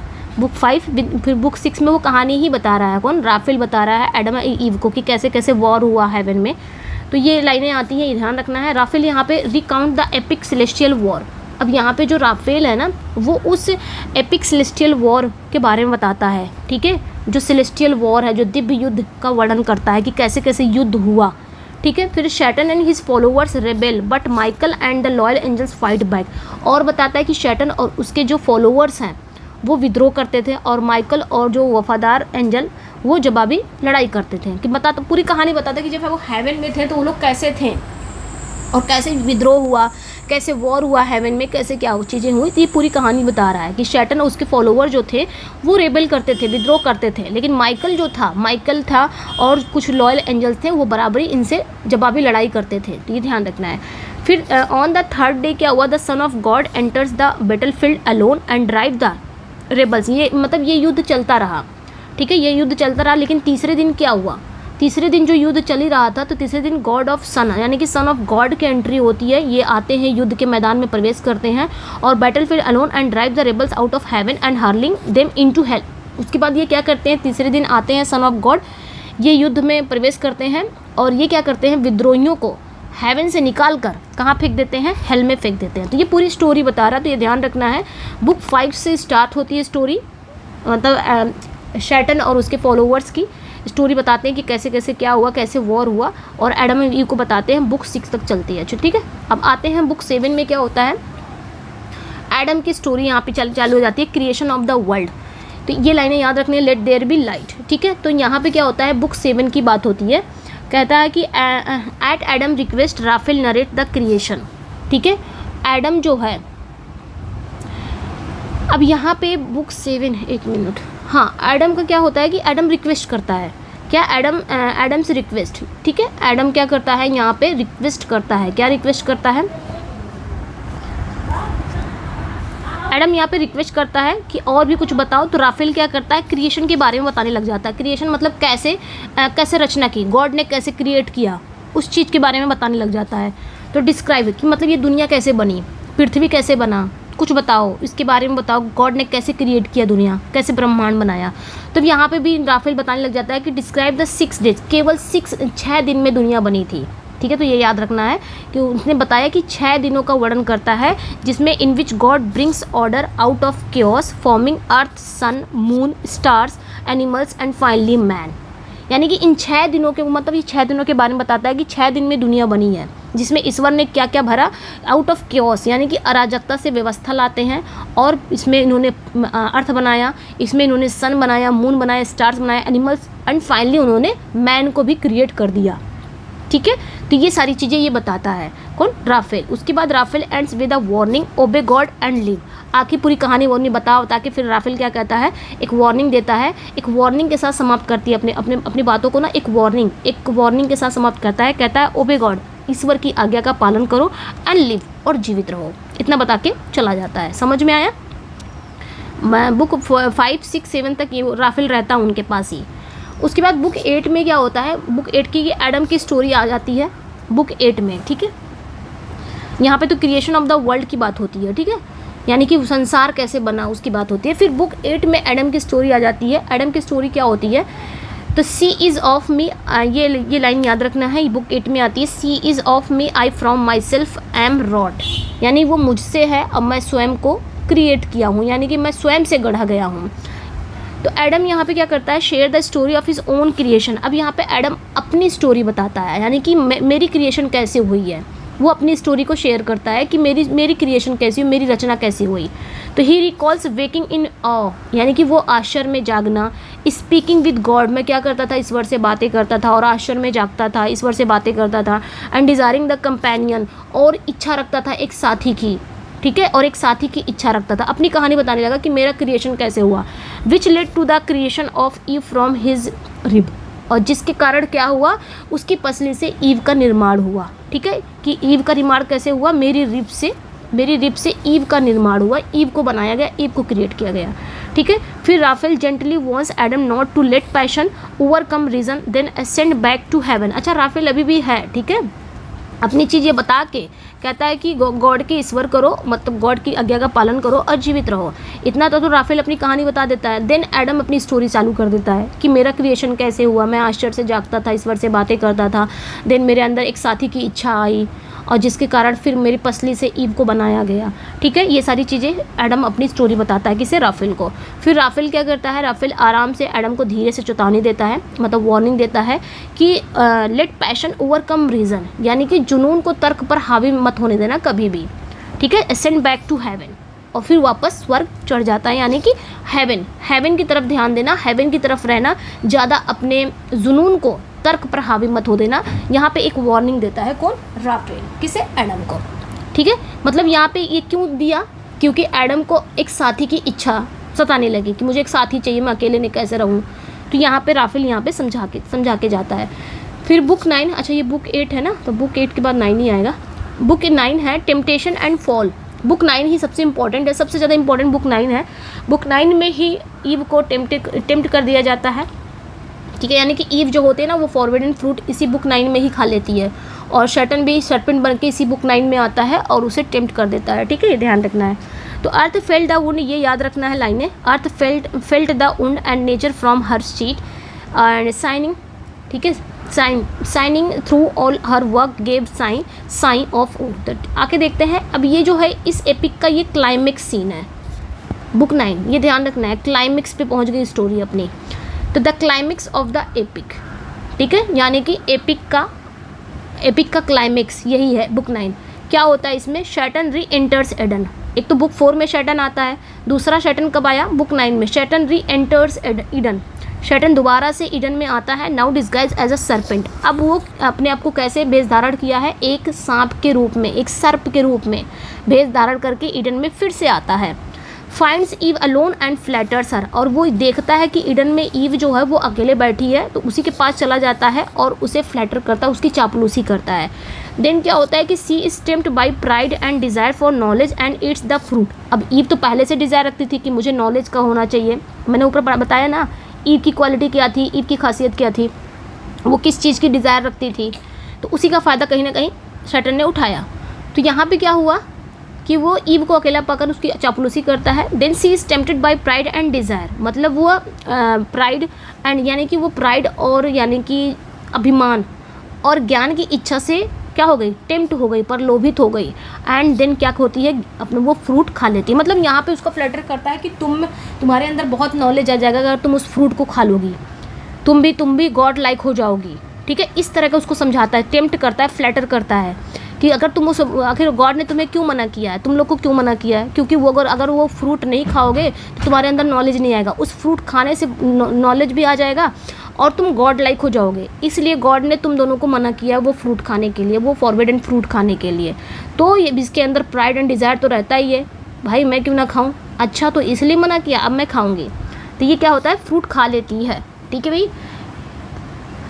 चलिए, Adam devastated but loving chooses to eat too unwilling to be separated. अब एडम को क्या था, एडम बेचारा क्या करता, प्रेम से भरा था वो बेचारा, वो ईव से अलग नहीं होना चाहता था, तो वो भी फल खा लेता है कि भाई मैं भी ऐसे अच्छा फल खा लूँ, नहीं तो फिर पता चले सिर्फ ईव को जाना पड़ता, ईडन छोड़ के मैं तो रह ही जाता, तो मैं भी खाऊंगा, मैं भी जाऊंगा साथ में, क्योंकि मुझे तो साथी की इच्छा थी। तो दोनों क्या होते हैं, both fall losing their innocence and harmony. फल खाने के बाद दोनों ने अपना जो इनोसेंस है, जो हारमोनी है, वो खो देते हैं।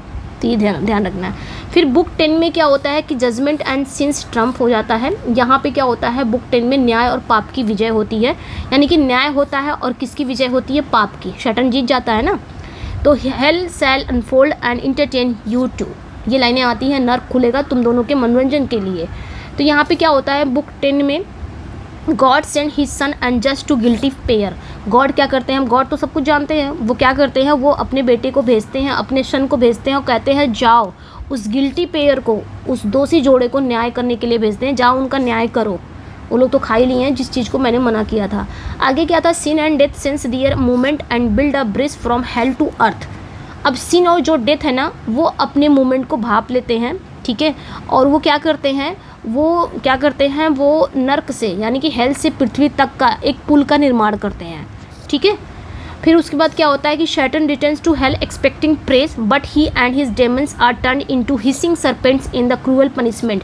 अब सिन और डेथ को पता चल जाता है कि मोमेंट क्या है भाई, वो तो खा ही लिए दोनों लोग। अब देखो गॉड का क्या होने वाला, गॉड का बहुत कुछ यानी कि वो होता है ना, प्रलय देखने को मिलेगा, उनका गुस्सा, जो चीज़ें मना किया गया था वो चीज़ें खा ली गई। अब ये जो सज़ा है ना, ये सज़ा सिर्फ इन दोनों पेयर को नहीं मिलेगा, सज़ा सबको मिलेगी, सबको कुछ ना कुछ सज़ा मिलेगी। तो ये जो सिन और डेथ है, इन्होंने उसी मोमेंट क्या किया, ब्रिज मतलब हेल से लेके अर्थ से लेके यानी कि हेल से पृथ्वी तक इन्होंने एक पुल का निर्माण किया। अब शैटन तो बड़ी खुशी खुशी हेल आ रहा है, ये इस खुशी में, इस उम्मीद में वो हेल लौट रहा है कि उसे क्या मिलेगा। वो तो एक तारीफ़ की लायक था कि मतलब तारीफ़ मतलब वो कहाँ मतलब प्रशंसा, तारीफ़ की उम्मीद में वो हेल लौटता है। But he and his demons are turn into hissing sun. लेकिन जैसे ही वो हेल पहुंचता है तो देखता है कि उसके जो डेमन्स थे, उसके जो एंजल्स थे, फॉलन एंजल्स, उसके जो राक्षस थे, वो सब किस में बदल गए हैं, हिसिंग सरपेंट में बदल गए हैं। गॉड ने इनको भी सज़ा दे दी है कि ये सरपेंट बन के गया था ना ईव को बहकाने के लिए, तो तुम अब हमेशा ऐसे ही रेंगोगे सांप की तरह ही। तो यहाँ पे भी गॉड ने सज़ा दे दी है कि तुम हमेशा सांप इसी तरह हिस करोगे, फुफकारोगे, ठीक है। तो वो मतलब उनके जो वह और उसके जो डेमन्स हैं उनको उन्होंने फुफकारते हुए सांपों में बदल दिया जाता है। तो ये ध्यान रखना है। Adam and Eve begin to feel remorse and shame. और एडम और ईव का क्या हाल होता है, ये बेचारे वही है, खाने के बाद पश्चाताप करते हैं और शर्म महसूस करते हैं। फिर बुक 11 में क्या होता है, एक्सपल्सन फोरटेल्ड यानी कि निष्कासन की भविष्यवाणी होती है। तो ये लाइनें याद रखनी है। बुक 11 में क्या होता है, बुक 11 में the Son intercedes on behalf of the fallen pair. तो कुछ यहाँ पे बुक 11 में क्या होता है, ये ध्यान रखना है कि जो सन होते हैं वो क्या करते हैं, इस जोड़े को इस फॉलन पेयर को क्या करते हैं, मतलब ये जो सन है ना यानी कि गॉड द सन जो थे, वो इस फॉलन पेयर के लिए यानी कि एडम एंड ईव के लिए थोड़ा सा मर्सी दिखाते हैं, इनके लिए बात करते हैं कि थोड़ी सी मर्सी इनके लिए रखो, थोड़ी सी दया रखो, ईश्वर से बोलते हैं, गॉड द फादर को बोलते हैं, थोड़ी सी दया करो इनके लिए। तो गॉड यहाँ पे ये इनके मध्यस्थ का काम करते हैं, मतलब इनके बिहाफ में गॉड से बात करते हैं, जाके रिक्वेस्ट करते हैं थोड़ी दया दिखाओ इन पे। तो God agrees to mercy but paradise must be lost. ये कहते हैं ठीक है मैं दया के मतलब गॉड जो होते हैं वो दया के लिए सहमत हो जाते हैं, ठीक है मैं उन पर दया करूँगा, लेकिन उन्हें किसी भी हाल में पैराडाइज को छोड़ना पड़ेगा, ठीक है, मतलब पैराडाइज इनको ईडन छोड़ना ही छोड़ना है। मैं दया तो करूँगा लेकिन ईडन छोड़ देना है। फिर क्या होता है कि Michael descend to expel them but first ही shows Adam vision of humanity future. Michael आते हैं, माइकल उन्हें बाहर निकालने के लिए उतारता है, लेकिन बाहर निकालने से पहले वो पहले एडम को क्या करते हैं, मानवता के भविष्य का दर्शन कराते हैं कि ह्यूमैनिटी का फ्यूचर कैसे होगा, अब इसके बाद कैसे होने वाला है, पहले आप ये देख लो, तो वो दिखाते हैं। फिर Cain and Abel, violence, disease, corruption and the great flood. Cain and Abel और फिर हिंसा, बीमारी, भ्रष्टाचार, महान बाढ़, ये सारी चीज़ें दिखाते हैं कि भविष्य में ये सारी चीज़ें आएंगी ह्यूमन के अंदर, मतलब ह्यूमन को ये सारी चीज़ें से सामना करना पड़ेगा। समझ में आया, यानी कि वो ह्यूमैनिटी फ्यूचर को दिखाने लग जाता है, कौन, माइकल। बुक 12 में क्या होता है, प्रॉमिस ऑफ रिडेम्पशन। बुक 12 में दिखाया जाएगा यानी कि a paradise with in the happier for, ठीक है, यानी कि तुम्हारे भीतर ही स्वर्ग लोक है जो कहीं अधिक सुखद है। अब यहाँ पे क्या होता है, बुक 12 में क्या होता है, Michael continue the vision sowing Adam. Michael क्या करता है, लगातार वो फ्यूचर दिखाता है कि इसके बाद क्या होने वाला है, मनुष्य का क्या होने वाला है, क्या नहीं होने वाला। आप लोगों ने तो खा लिया, इसके बाद सारी मनुष्य जाति को क्या करना पड़ेगा, उनको ना सज़ा मिलती है उनको भी। तो माइकल यही विज़न को दिखाता है, कंटिन्यू रखता है, एडम को दिखाता रहता है, ठीक है, जारी रखता है। उसके बाद क्या होता है, rise of Israel, Moses and law the Kings, यानी कि ईसा मसीह का मतलब इज़राइल का उदय होगा, मूसा आएंगे, कानून होगा, राजा, ये सारी चीज़ें आएंगी, सारी चीज़ें दिखाते हैं। The coming of Jesus Christ, उसके बाद बताते हैं कि इस जीसस क्राइस्ट का आगमन होगा, हु विल redeem मैनकाइंड, जो मानव जाति का क्या करेंगे, रिस्टोर करेंगे, उनका उद्धार करेंगे। उसके बाद Adam is comforted and filled with hope, ये सुनने के बाद एडम का क्या होता है, एडम को थोड़ा सा सांत्वना मिलती है और वो आशा से भर जाते हैं। He and Eve leave Eden and hand in hand with new knowledge purpose and faith, और वो क्या करते हैं, वह और ईव यानी कि एडम और ईव हाथ में हाथ डाले नए ज्ञान, नए उद्देश्य, विश्वास के साथ ईडन छोड़ देते हैं। तो ये थी कहानी भैया, कैसी लगी, ये थी स्टोरी आपकी। अब हम वो लाइन पढ़ेंगे जो हमारा कहा गया है पैराडाइज लॉस्ट की। आई होप कि स्टोरी समझ में आ गई होगी, क्या क्या स्टोरी थी सब मैंने बता दिया है। अब इसको जल्दी से कर लेते हैं, ज़्यादा नहीं है, बस 26 लाइन है, इसको जल्दी से कर लेते हैं। ठीक है, ठीक है, तो यहाँ पे जल्दी से स्टार्ट कर देते हैं। अब 126 लाइन, तो यहाँ पे मिल्टन एपिक स्टार्ट करते हैं, कहते हैं of man's first disobedience and the fruit of that forbidden tree whose mortal taste, एक मिनट, ठीक है, whose mortal taste brought death into the world and all our woe with loss of Eden till one greater man restore us regain the blissful seat। यहाँ पे Milton कहते हैं ये मेरी epic है, मैं जो एपिक लिखने जा रहा हूँ ये मेरी एपिक है। और एपिक का क्या है, शुरुआत में ही वो इसका विषय, उसका थीम बता रहे हैं, कह रहे हैं मनुष्य की पहली अवज्ञा। ठीक है, ये मनुष्य की पहली अवज्ञा यानी कि आज्ञा ना मानना, और वो fruit of that forbidden tree, और उस वर्जित पेड़ के फल के बारे में बता रहे हैं, जिसके घातक स्वाद ने, जिसके मॉर्टल टेस्ट ने क्या किया, दुनिया में डेथ और हमारे सभी दुखों को ला दिया। ठीक है, साथ ही साथ क्या हुआ कि हमने ईडन का बागीचा भी खो दिया। ठीक है, विद लॉस ऑफ ईडन, साथ ही साथ हमने क्या किया, ईडन का बागीचा भी खो दिया। और till one greater man restore and regain the blissful seat, आगे कहते हैं कि जब तक एक महान व्यक्ति मतलब यहाँ पे ग्रेटर मैन किसकी बात करते हैं, ये जीसस क्राइस्ट की बात करते हैं। ठीक है, किसकी बात करते हैं, जीसस क्राइस्ट। जब तक एक महान व्यक्ति मीन्स जीसस क्राइस्ट अगर हमें रिस्टोर नहीं कर देते, हम उस आनंदमय स्थान को फिर से प्राप्त नहीं कर पाएंगे। यानी कि ब्लिसफुल सीट मतलब पैराडाइज की बात कर रहे हैं, यानी कि जब तक वो आके हमें रिस्टोर नहीं करते तब तक हम दोबारा से उस पैराडाइज को नहीं प्राप्त कर सकते। अब थोड़ा सा समझेंगे इसको क्या है, ये तो मैंने ऐसे बता दिया। ठीक है, अब यहाँ पे जो मिल्टन है वो स्टार्ट कर रहे हैं अपनी एपिक की, और कह रहे हैं, मिल्टन पोएम की शुरुआत में ही इसका विषय बता रहे हैं कि इसका विषय क्या है। मैं एपिक लिखने जा रहा हूँ, लेकिन इस एपिक का विषय क्या है। तो वो कह रहे हैं कि ये जो एपिक है ना, ये क्या है, ये एपिक मनुष्य की पहली अवज्ञा के बारे में है। यानी कि एडम और ईव का ईश्वर की आज्ञा का तोड़ना, और ये उस वर्जित फल यानी कि उस फॉरबिडन ट्री के बारे में है जिसे खाने से ईश्वर ने मना किया था। ये चीज़ें इन्होंने बताया है पहली एंड दूसरी लाइन में। अगर हम बात करें, जिसे खाने से ईश्वर ने मना किया था। ठीक है, आगे क्या कहते हैं, हुज मॉर्टल टेस्ट, यानी कि जिसका फल का जो स्वाद था वो कैसा था, मॉर्टल था, यानी कि घातक था, क्योंकि उसे खाने से पहली बार दुनिया में क्या आया, पहली बार दुनिया में डेथ आई। और क्या हुआ, वो मतलब क्या होता है, दुख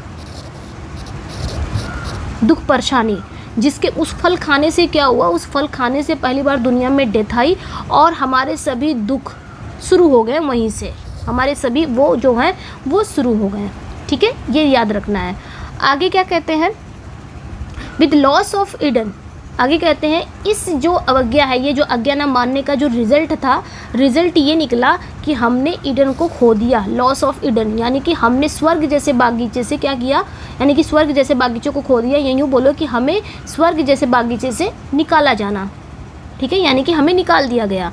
तो यहाँ पे मिल्टन कहते हैं कि ये जो सिचुएशन है ये तब तक बनी रहेगी जब तक एक महान यानी कि वन ग्रेटर मैन यानी कि एक महान व्यक्ति मीन्स जीसस क्राइस्ट आकर मानवता का उद्धार नहीं करते हैं। ये सिचुएशन ऐसे ही बनी रहेगी, और उस खोए हुए आनंदमय स्थान यानी कि रिगेन द ब्लिसफुल सीट, यानी कि खोया हुआ आनंदमय स्थान मीन्स वो पैराडाइज, वो हेवन की बात हो रही है यहाँ पे।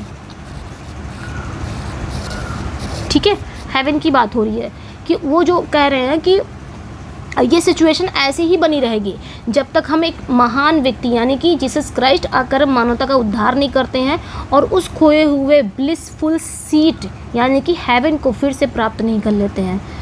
तो इन 5 लाइनों में मिल्टन क्या बताते हैं? मिल्टन ने पूरी कविता का सार बता दिया है कि मनुष्य का पतन और उसका उद्धार, यानी कि मनुष्य का पतन कैसे हुआ और उसका उद्धार कौन करेगा, ये सारी चीज़ें इन्होंने इसी 5 लाइन में बता दिया। यानी कि मीन्स मिल्टन ने इसी 5 लाइन में पूरी थीम बता दिया। समझ में आया? अब आगे की लाइन क्या होती है? आगे की लाइन में आते हैं। आगे की लाइन में कहते हैं, sing heavenly muse that on the secret top o of Oreb of Sinai didst inspire that shepherd who first taught to chosen seed. ठीक है, इस लाइन में ये क्या कहते हैं कि ये एक म्यूज़ को बुलाते हैं कि सिंग हेवनली म्यूज़, कहते हैं हे स्वर्गीय म्यूज़ तुम गाओ, that on the secret top, जिसने of Oreb and Sinai didst inspire, जिसने ओरेब या सिनाई के रहस्यमयी चोटी पर, ठीक है, that shepherd who first taught to chosen seed, कहते हैं कि हे स्वर्गीय म्यूज़ तुम गाओ, जिसने ओरेब और सिनाई के रहस्यमयी चोटी पर उस चरवाहे, चरवाहे मीन्स मूसा, ठीक है, ठीक है, मूसा की बात हो रही है, यानी कि उस शेफर्ड को प्रेरित किया था जिसने सबसे पहले चुने हुए वंश यानी कि इजराइलियों को ज्ञान दिया था। अब इस लाइन का मतलब क्या हुआ? इस लाइन का मतलब ये हुआ कि जो एंशियंट परंपरा के अनुसार है, यानी कि इन्होंने एंशियंट जो एपिक है ना उसकी परंपरा के अनुसार इसको लिखा है। तो कभी का यानी कि जो पोएट है और अपनी पोइट्री शुरू करने के लिए किसी देवी या म्यूज़ को इन्वोक करते हैं, तो ये इन्होंने किसकी कॉपी की है? एंशियंट पोएट की, जैसे कि होमर और वर्जिल लिखते थे अपनी एपिक, तो उसी के अकॉर्डिंग इन्होंने उसी चीज़ को कॉपी किया है, उसी परंपरा को कॉपी किया है। तो वो लोग क्या करते थे ना, जब अपनी एपिक लिखते थे तो उसमें वो किसी देवी यानी कि किसी म्यूज़ को इन्वोक करते थे। तो उसी तरह मिल्टन भी यहाँ पे किसी म्यूज़ को इन्वोक कर रहे हैं। तो मिल्टन भी सेम ऐसा ही कर रहे हैं, लेकिन वो किसी यूनान की देवी को नहीं बुला रहे हैं, किसी ग्रीक गॉडेस को नहीं बुला रहे हैं, बल्कि वो किसी बुला रहे हैं, एक हेवनली म्यूज़ को बुला रहे हैं। हेवनली म्यूज़ मतलब हेवनली म्यूज़ को बुला रहे हैं, यानी कि होली स्पिरिट को बुला रहे हैं। ठीक है, ये ध्यान रखना है, पवित्र आत्मा को वो बुला रहे हैं इस लाइन में। ठीक है, तो ये ध्यान रखना है। आगे वो कह रहे of Oreb of Sinai didst inspire, वो उस म्यूज को याद दिला रहे हैं कि म्यूज़ ने क्या किया था, उस म्यूज को याद दिला रहे हैं जिसने ओरेब और सिनाई पर्वत की चोटी पर किसी को प्रेरणा दी थी। मतलब उस हेवनली म्यूज़ ने किसी को प्रेरणा दिया था, कहाँ पे? ओरेब एंड सिनाई की चोटी पर किसी को प्रेरणा दी थी। तो वही चीज़ ये याद दिला रहे हैं। ये वही पर्वत है जहाँ ईश्वर ने मूसा को 10 आज्ञाएँ दी थी। ठीक है, तो ये ध्यान रखना, ये वही पर्वत है जहाँ ईश्वर ने क्या किया था, मूसा को 10 ओबीडेंस दिया था। आगे कहते हैं that shepherd who first taught to chosen seed, यानी कि यहाँ पे क्या कह रहे हैं, यहाँ पे कह रहे हैं शेफर्ड किसे कहा? मैंने भी कहा मूसा को कहा जाता है, यानी कि पैगंबर मूसा है उसकी बात कर रहे हैं। एंड चूजन सीड किसे कहा गया है? चूजन सीड वो है, यानी कि आप बोल सकते हो इज़राइल। ठीक है, चूजन सीड किसे कहा गया? इज़राइल के जो लोग हैं, ये याद रखना है, जो इज़राइल के लोग हैं, इज़राइली लोग। मैं यहीं पे हिंदी में लिख दे रही हूँ। ठीक है, ये इज़राइली लोग हैं, यानी कि यहाँ पे शेफर्ड किसकी बात की है? मूसा की बात कर रहे हैं, यानी कि ये यहाँ वह जो चरवाहे की बात कर रहे हैं वो पैगंबर मूसा की बात कर रहे हैं, और जो चूजन सीड की बात कर रहे हैं यानी कि जो चुने हुए वंश यानी कि इज़राइली लोग हैं। तो मिल्टन कह रहे हैं कि जिस शक्ति ने मूसा को बाइबल की पहली किताब लिखने के लिए प्रेरित किया था, वही शक्ति अब मुझे भी एपिक लिखने के लिए प्रेरित करे। समझ में आया? इन लाइनों में ये बोलते हैं। ठीक है, जिस शक्ति ने मूसा को, मतलब जिस भी स्पिरिट की वो बात कर रहे हैं, हॉली स्पिरिट को बुला रहे हैं, कह रहे हैं जिस शक्ति ने मूसा को बाइबल की पहली बुक लिखने के लिए प्रेरित किया था, वही शक्ति अब मुझे भी चाहिए, वही शक्ति मैं भी एपिक लिखने जा रहा हूँ, मुझे भी आके प्रेरित करे। इन लाइनों में बोलते हैं। आगे कहते हैं in the beginning how the heavens and earth rose out of chaos or if Sion hill delight thee more and Siloa's brook that flowed fast by the oracle of God.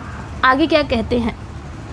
ठीक है, इसमें कहते हैं कि in the beginning how the heavens and earth, यानी कि शुरुआत में कहते हैं कि कैसे स्वर्ग और पृथ्वी अराजकता से उभरे थे।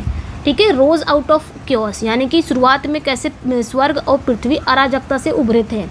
ठीक है, और if Sion hill delight thee more and Siloa's brook, या अगर तुम्हें सियोन की पहाड़ी और सिलोवा का झरना अधिक प्रिय है, तो that flowed fast by the oracle of God, तो क्या करो, जो ईश्वर के मंदिर के पास बहता था, मैं वहीं से अपने साहसिक गीत, यानी कि अपना जो एपिक की बात कर रहे हैं, मैं अपने वहीं से साहसिक गीत के लिए तुम्हारी सहायता का इन्वोक करता हूँ, जो किसी साधारण उड़ान से नहीं बल्कि एक क्या करते हैं, आगे की लाइन है यहीं पे,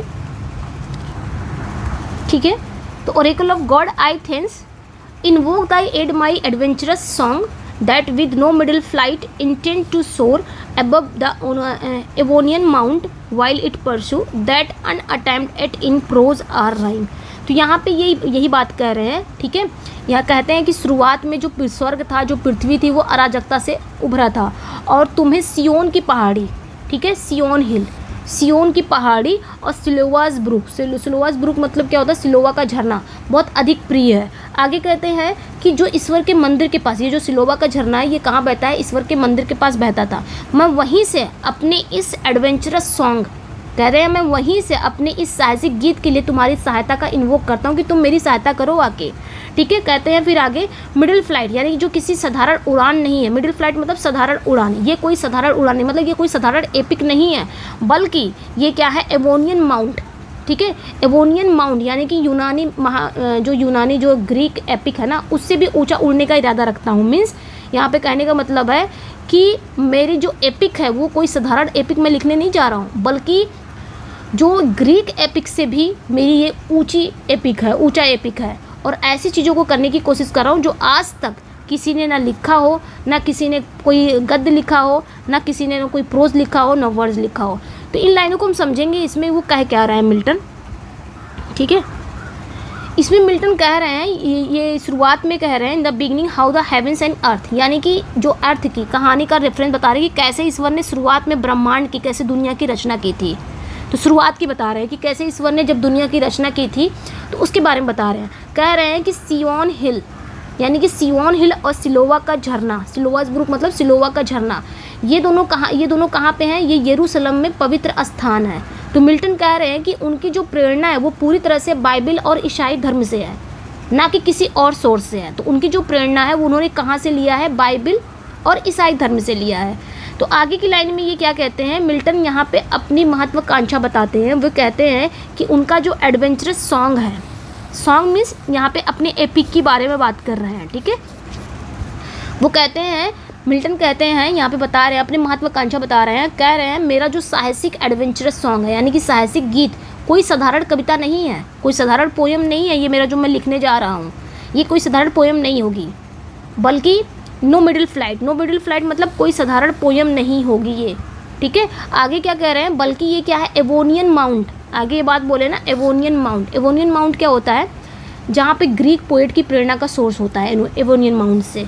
जो ग्रीक पोएट थे ना, जैसे कि होमर एंड वर्जिल, इनका सोर्स का कहा जाता है कि एवोनियन माउंट से, इन्होंने एवोनियन माउंट को बुलाते थे और यहीं से अपनी प्रेरणा का सोर्स माना जाता है उन पोएट का, ठीक है। तो यहीं पे वो कहते हैं कि ये एवोनियन माउंट यानी कि जो यूनानी यानी कि जो ग्रीक पोएट की प्रेरणा का सोर्स था उससे भी ऊंचा उड़ेगा। मतलब ये कहने का मतलब है कि इनकी जो एपिक है वो होमर और वर्जिल जैसे महान पोएट के वर्क से भी बढ़कर होगा। वह कुछ ऐसा लिखने जा रहे हैं जो आज तक किसी ने नहीं लिखा। समझ में आया? काफ़ी कुछ इसमें ये कंपैरिजन करते हैं, ठीक है। यहाँ पे ये बताते हैं, समझ में आया? तो शुरुआत में मैंने बता दिया है, शुरुआत में ही जो आपके मिल्टन हैं वो कहानी का संदर्भ देते हैं कि कैसे ईश्वर ने शुरुआत में जो यूनिवर्स है, जो ब्रह्मांड की रचना की थी। और सियोन हिल, सिलोवास ब्रुक की बात करते हैं, ये यरूशलेम में एक पवित्र स्थल है, पवित्र जगह है। तो मिल्टन कहते हैं कि उनकी प्रेरणा पूरी तरह से बाइबल और ईसाई धर्म से है, ना कि किसी और सोर्स से नहीं है। आगे वो कहते हैं, फिर आगे कहते हैं मिल्टन अपनी महत्वाकांक्षा बताते हैं। वो कहते हैं कि मेरा जो एडवेंचरस सॉन्ग है, यानी कि मेरा जो एपिक है, मैं जो एपिक लिखने जा रहा हूँ वो कोई साधारण पोयम नहीं है, बल्कि ये एवोनियन माउंट यानी कि जो आपके ग्रीक पोएट की प्रेरणा का सोर्स भी नहीं है, उससे भी ऊंचा होगा। एवोनियन माउंट का आप समझ रहे होंगे, मतलब जो ग्रीक पोएट हैं जैसे कि होमर और वर्जिल, उनकी प्रेरणा का सोर्स था ये एवोनियन माउंट। तो यहाँ पे भी बोलते हैं कि वो एवोनियन माउंट से भी ऊंचा होगा मेरा वर्क, ठीक है। मतलब मेरे जो एपिक होगी वो होमर वर्जिल जैसे महान कवियों के वर्क से भी बढ़कर होगा। मैं कुछ ऐसे लिखने जा रहा हूँ, ठीक है, जो आज तक किसी ने ना लिखा हो। समझ में आया इतना लाइन? आगे आते हैं, थोड़ा समझाने की कोशिश कर रही हूँ बार बार इसीलिए ताकि आपको समझ में आ जाए। And chiefly thou spirit and dost prefer before all temples the upright heart and pure. Instruct me for thou knowest thou from the first. ठीक है, vast present with mighty wings outspread, dove like status brooding on the vast abyss and madest it pregnant. What in में, यहाँ तक देख लेते हैं, ठीक है, यहाँ तक देख लेते हैं.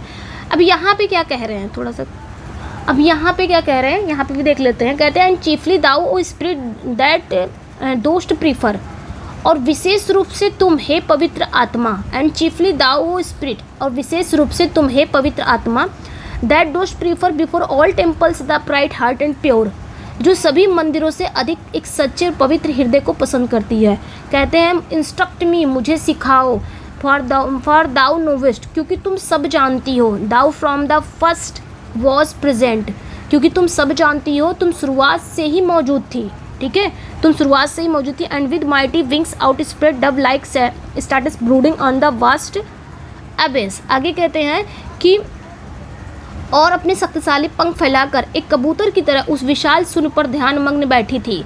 ठीक है, and vast abyss and madest pregnant, और क्या कर रही थी, एक कबूतर की तरह उस विशाल शून्य पर ध्यान मग्न बैठी थी और उसे जीवन देने के लिए तैयार किया था.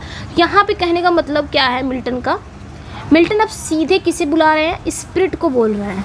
स्पिरिट, मिल्टन अब सीधे स्पिरिट से प्रार्थना करते हैं, मतलब पवित्र आत्मा से प्रार्थना करते हैं और कहते हैं कि हे आत्मा, यह आत्मा किसी भी मंदिर या चर्च से ज़्यादा एक सच्चे और पवित्र हृदय को पसंद करती है.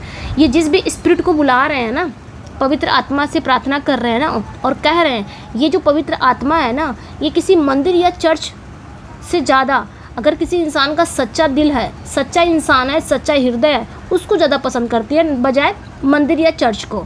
फिर आगे कहते हैं, आगे वह आत्मा से प्रार्थना करते हैं, स्पिरिट से वो प्रार्थना करते हैं कि वह उन्हें क्या करे, इंस्ट्रक्ट करे, यानी कि आओ मुझे सिखाओ, क्योंकि तुम सब जानती हो. उस आत्मा को कह रहे हैं आओ मुझे सिखाओ, एपिक लिखने में मेरी हेल्प करो, मुझे प्रेरणा दो, क्योंकि तुम सब जानती हो. आगे कहते हैं, आगे मिल्टन कहते हैं कि सृष्टि की रचना का समय उल्लेख करते हैं कि आखिर दुनिया कब रची गई थी, कब दुनिया को क्रिएट किया गया था. तो बाइबल के अनुसार जब दुनिया नहीं बनी थी तो केवल विशाल शून्य था, एक वास्ट अबेस था. जब दुनिया नहीं बनी थी तो सिर्फ खालीपन था, एक शून्य था. तब ईश्वर की जो आत्मा है ना, वो एक कबूतर की तरह, एक डब लाइक, एक कबूतर की तरह उस पर मंडरा रही थी दुनिया में. ठीक है, तो उसे जीवन से वो क्या कर रहे थे, यानी कि उस जीवन से वो क्या कर रहे थे, प्रेग्नेंट कर रही थी, यानी सृष्टि की रचना के लिए वो तैयार कर रही थी उसे जीवन से. तो मिल्टन उसी मूल रचनात्मक शक्ति का इन्वोक करते हैं, किसे, उसी स्पिरिट को बुलाते हैं, जो स्पिरिट डब लाइक घूम रही थी, मंडरा रही थी जब दुनिया नहीं थी, जब दुनिया सिर्फ एक विशाल, एक वास्ट एबेस थी, यानी कि एक विशाल शून्य थी. तब ईश्वर की जो आत्मा है, यानी कि जो स्पिरिट है, वो एक डब लाइक उस पर मंडरा रही थी और उसे जीवन से प्रेग्नेंट कर रही थी, यानी कि सृष्टि की रचना के लिए तैयार कर रही थी कि हाँ अब यहाँ पे दुनिया रची जाएगी. तो मिल्टन उसी को बुला रहे हैं, उसी स्पिरिट को बुला रहे हैं, कह रहे मैं भी जा रहा हूँ एपिक लिखने, और आओ मुझे इंस्ट्रक्ट करो, मुझे सिखाओ, तुम सब जानती हो, तुम तब से हो, जब से दुनिया बनी नहीं थी तब से तुम हो, इसलिए उसी को बुला रहे हैं. ठीक है, आगे की लाइन में है, बस इतना ही है, जल्दी से कर लेते हैं. आगे की लाइन में है, कह रहे हैं what in me is dark illumine, what is low raise and support, that to the height of this great argument I may assert eternal providence and justify the ways of God to man. आगे कहते हैं कि what in me is dark, यानी कि मेरे अंदर जो कुछ भी डार्क है, अंधकारमय है, इल्यूमाइन, उसे रोशन करो. उसी को बुला रहे हैं, उसी होली स्पिरिट को, उसी पवित्र आत्मा से वो प्रार्थना कर रहे हैं. आगे की बात वो जारी रखे हैं. आगे वो कह रहे हैं कि मेरे अंदर जितना भी अंधकार भरा हुआ है उसे आके रोशन करो, इल्यूमाइन करो. What is low raise and support, और जो कुछ भी निम्न है उसे क्या करो, रेज करो और उसे सपोर्ट करो, उसे उठाओ और सहारा दो, ताकि मैं क्या करूं, that to the height of this great argument, ताकि मैं इस महान विषय की ऊंचाई तक पहुँच कर मैं क्या करूं, आई मे असर्ट इटर्नल प्रोविडेंस, ताकि मैं इस महान विषय की ऊंचाई तक पहुँच कर मैं ईश्वर के जो इटर्नल प्रोविडेंस को, यानी कि उनका जो शाश्वत योजना है, उनको मैं स्थापित कर सकूं, इंसानों के प्रति उनकी जो योजना है उनको मैं स्थापित कर सकूं. And justify the ways of God to man, और मनुष्य को ईश्वर के कार्यों को न्यायोचित, यानी कि न्यायोचित, यानी कि जो मनुष्य है, मनुष्य के समक्ष ईश्वर के जो काम है, जो कार्य है, वो उसको मैं न्यायोचित ठहरा सकूं. मीन्स कहने का मतलब है कि ईश्वर जो भी कर रहा है मनुष्य के लिए, उसको मैं बता सकूं कि हाँ वो सब कुछ सही कर रहा है। तो इस लाइन में मिल्टन क्या कहते हैं, ये मिल्टन की बहुत विनम्र प्रार्थना है। वो कहते हैं कि मेरे अंदर क्या भरा हुआ है, अंधकार भरा हुआ, अज्ञान का अंधकार, ठीक है, और उस ज्ञान के प्रकाश से भर दो। मेरे अंदर किसका अंधकार भरा हुआ है, अज्ञान का, और उसे ज्ञान के प्रकाश से भर दो। उस होली स्पिरिट को वो बुला रहे हैं, कह रहे हैं। और इसलिए भी महत्वपूर्ण है क्योंकि मिल्टन इस समय तक पूरी तरह से ब्लाइंड हो चुके थे, तो कहीं ना कहीं इसलिए और भी वो इस तरह का बात बोल रहे थे कि मेरे अंदर अज्ञान का अंधकार भरा हुआ है और उसे आके रोशनी कर दो या प्रकाश से भर दो, ठीक है। आगे कहते हैं कि what is low raise and support, यानी कि जो मेरी पोइटिक टैलेंट है वो अभी क्या हो चुकी है, लो हो चुकी है। अभी तो अंधे हो चुके हैं, वो मिल्टन पैराडाइज लॉस्ट लिख रहे हैं लेकिन अंधे हो चुके हैं ना। तो यहाँ पे वो अपने अंधे वाली बात भी बोल रहे हैं कि आओ मेरे अंदर अज्ञान का अंधकार हो चुका है, आओ उसे ज्ञान से भर दो, इल्यूमाइन कर दो। और क्या कह रहे हैं, मेरे अंदर जो मेरी पोइटिक टैलेंट है वो क्या हो चुकी है, लो हो चुकी है, और इस महान काम के लिए उसे क्या करो, आओ उठाओ और सपोर्ट करो। मैं इस महान काम लिखने जा रहा हूँ, एपिक लिखने जा रहा हूँ, तुम मुझे आओ उसका सहारा दो, सपोर्ट करो, मुझे उठाओ और सहारा दो। आगे वो कहते हैं, इस लाइनों में क्या कहते हैं, that to the height of this great argument. आगे कहते हैं यहाँ पे मिल्टन एपिक का उद्देश्य बताते हैं। ये लाइनें ना मिल्टन, ये लाइनें जो है, ये दोनों लाइनें, तीनों लाइनें, ये इस एपिक का उद्देश्य बता रहे हैं कि एपिक का उद्देश्य क्या है। तो मिल्टन कहते हैं वो ये सब इसलिए कर रहे हैं, वो ये सब क्यों कर रहे हैं, ये एपिक क्यों लिख रहे हैं, वो इसलिए कर रहे हैं ताकि जो ईश्वर का जो शाश्वत योजना है वो दुनिया के सामने रख सके और उन्हें साबित कर सके। ईश्वर की सारी चीज़ें वो बता सकें जो ईश्वर इंसानों के प्रति कर रहे हैं। और सबसे महत्वपूर्ण बात ये है, ईश्वर के जो काम है मनुष्यों के समक्ष, वो उन्हें क्या कर सके, justify the ways of God to man, यानी कि जस्टिफाई कर सके। मतलब वो ये समझाना चाहते हैं ईश्वर जो भी करता है, क्यों करता है, वो क्यों करता है, वो हमेशा न्यायपूर्ण होता है। मतलब ईश्वर जो भी करता है इंसानों के प्रति, इंसानों के लिए, तो समझ लो वो हमेशा न्यायपूर्ण होता है। यही समझाना चाह रहे हैं ये अपने एपिक के माध्यम से, और यही एपिक का मुख्य लक्ष्य है, ठीक है। तो ये था आपका पैराडाइज लॉस्ट जो हमने कंप्लीट कर लिया है, ठीक है। अपना फीडबैक जरूर दीजिएगा। यहाँ पे वो कहना चाहते हैं कि आई में असर्ट इटर्नल प्रोविडेंस, मतलब मैं ईश्वर के शाश्वत योजना को बताना चाहता हूँ, अपने एपिक के माध्यम से इंसानों को बताना चाहता हूँ कि ईश्वर आपको फ्री विल दिया है और ईश्वर जो आपके लिए करता है वो सब कुछ सही करता है। ईश्वर के जो रास्ते हैं आपके लिए, उसको मैं जस्टिफाई कर रहा हूँ कि ईश्वर तुम्हारे लिए सच्चा सोचता है, जो भी करता है वो क्यों करता है, वो हमेशा तुम्हारे लिए क्या होता है, न्यायपूर्ण होता है इंसानों के लिए। तो ये चीज़ें हैं। कैसा लगा, ये था पैराडाइज लॉस्ट का, मैंने अच्छे से बताने की कोशिश इसमें की है, ठीक है। बहुत सारी चीज़ें इन्होंने बहुत सारी चीज़ें इसमें बात की है कि मैं एपिक लिखने जा रहा हूँ, तो सिनोवा की हिल के बारे में सिनाई, फिर यहाँ पे इन्होंने सियोन हिल, सिलोवास ब्रुक, ये सारी बहुत सारी चीज़ें इन्होंने बात की हैं। मिडिल फ्लाइट, यहाँ पे एडवेंचर सॉन्ग की बात की है। एनोनियन माउंट क्या है, जहाँ पे ग्रीक जो पोएट थे जैसे कि होमर और वर्जिल, इनकी प्रेरणा, ये लोग क्या करते थे, अपनी प्रेरणा यहीं से लेते थे जब एपिक लिखना रहता था। तो ये कहते हैं ये जो इन्होंने लिया है ना, इससे भी बड़ी मैं एपिक बनाना चाहता हूँ, एपिक लिखना चाहता हूँ इन सबसे भी बढ़कर, जिसने आज तक नहीं लिखा हो। तो चलिए, ये था पैराडाइज लॉस्ट जो मैंने कंप्लीट कर दिया। कैसा लगा, अपना फीडबैक ज़रूर दीजिएगा। ये LT स्पेशल था और बाकी TGT PGT के लिए इंपॉर्टेंट है ये, वो तो आप जानते ही हो। अपना फीडबैक ज़रूर दीजिएगा। इसका PDF मैं जल्द ही दे दूँगी, ठीक है। PDF के लिए आप मेरे टेलीग्राम पे जुड़ जाइएगा, लिंक डिस्क्रिप्शन में है, वहाँ पे WhatsApp ग्रुप भी है, वहाँ पे भी जुड़ जाइएगा, ठीक है। तो अपना फीडबैक ज़रूर दीजिएगा और सेशन को लाइक एंड शेयर सब्सक्राइब जरूर करिएगा। फर्स्ट टाइम पे आए हैं, अगर फर्स्ट टाइम चैनल को वॉच कर रहे हैं तो यहाँ पे आपको सब कुछ मिलेगा, यानी कि TGT PGT भी मैंने स्टार्ट किया है, TGT PGT एंड आपको LT का तो सारा कोर्स यहाँ पे मैंने कराने का सोचा है। वो आपके समर्थन से ही होगा, अगर आप सपोर्ट करेंगे तो ही होगा LT का सारा कोर्स, ठीक है। तो आप लोग शेयर करिए एंड शेयर करिए, सपोर्ट करिए एंड देन फीडबैक दीजिए, लाइक करिए, सब्सक्राइब करिए। चलिए बाय बाय, मिलते हैं नेक्स्ट वीडियो में।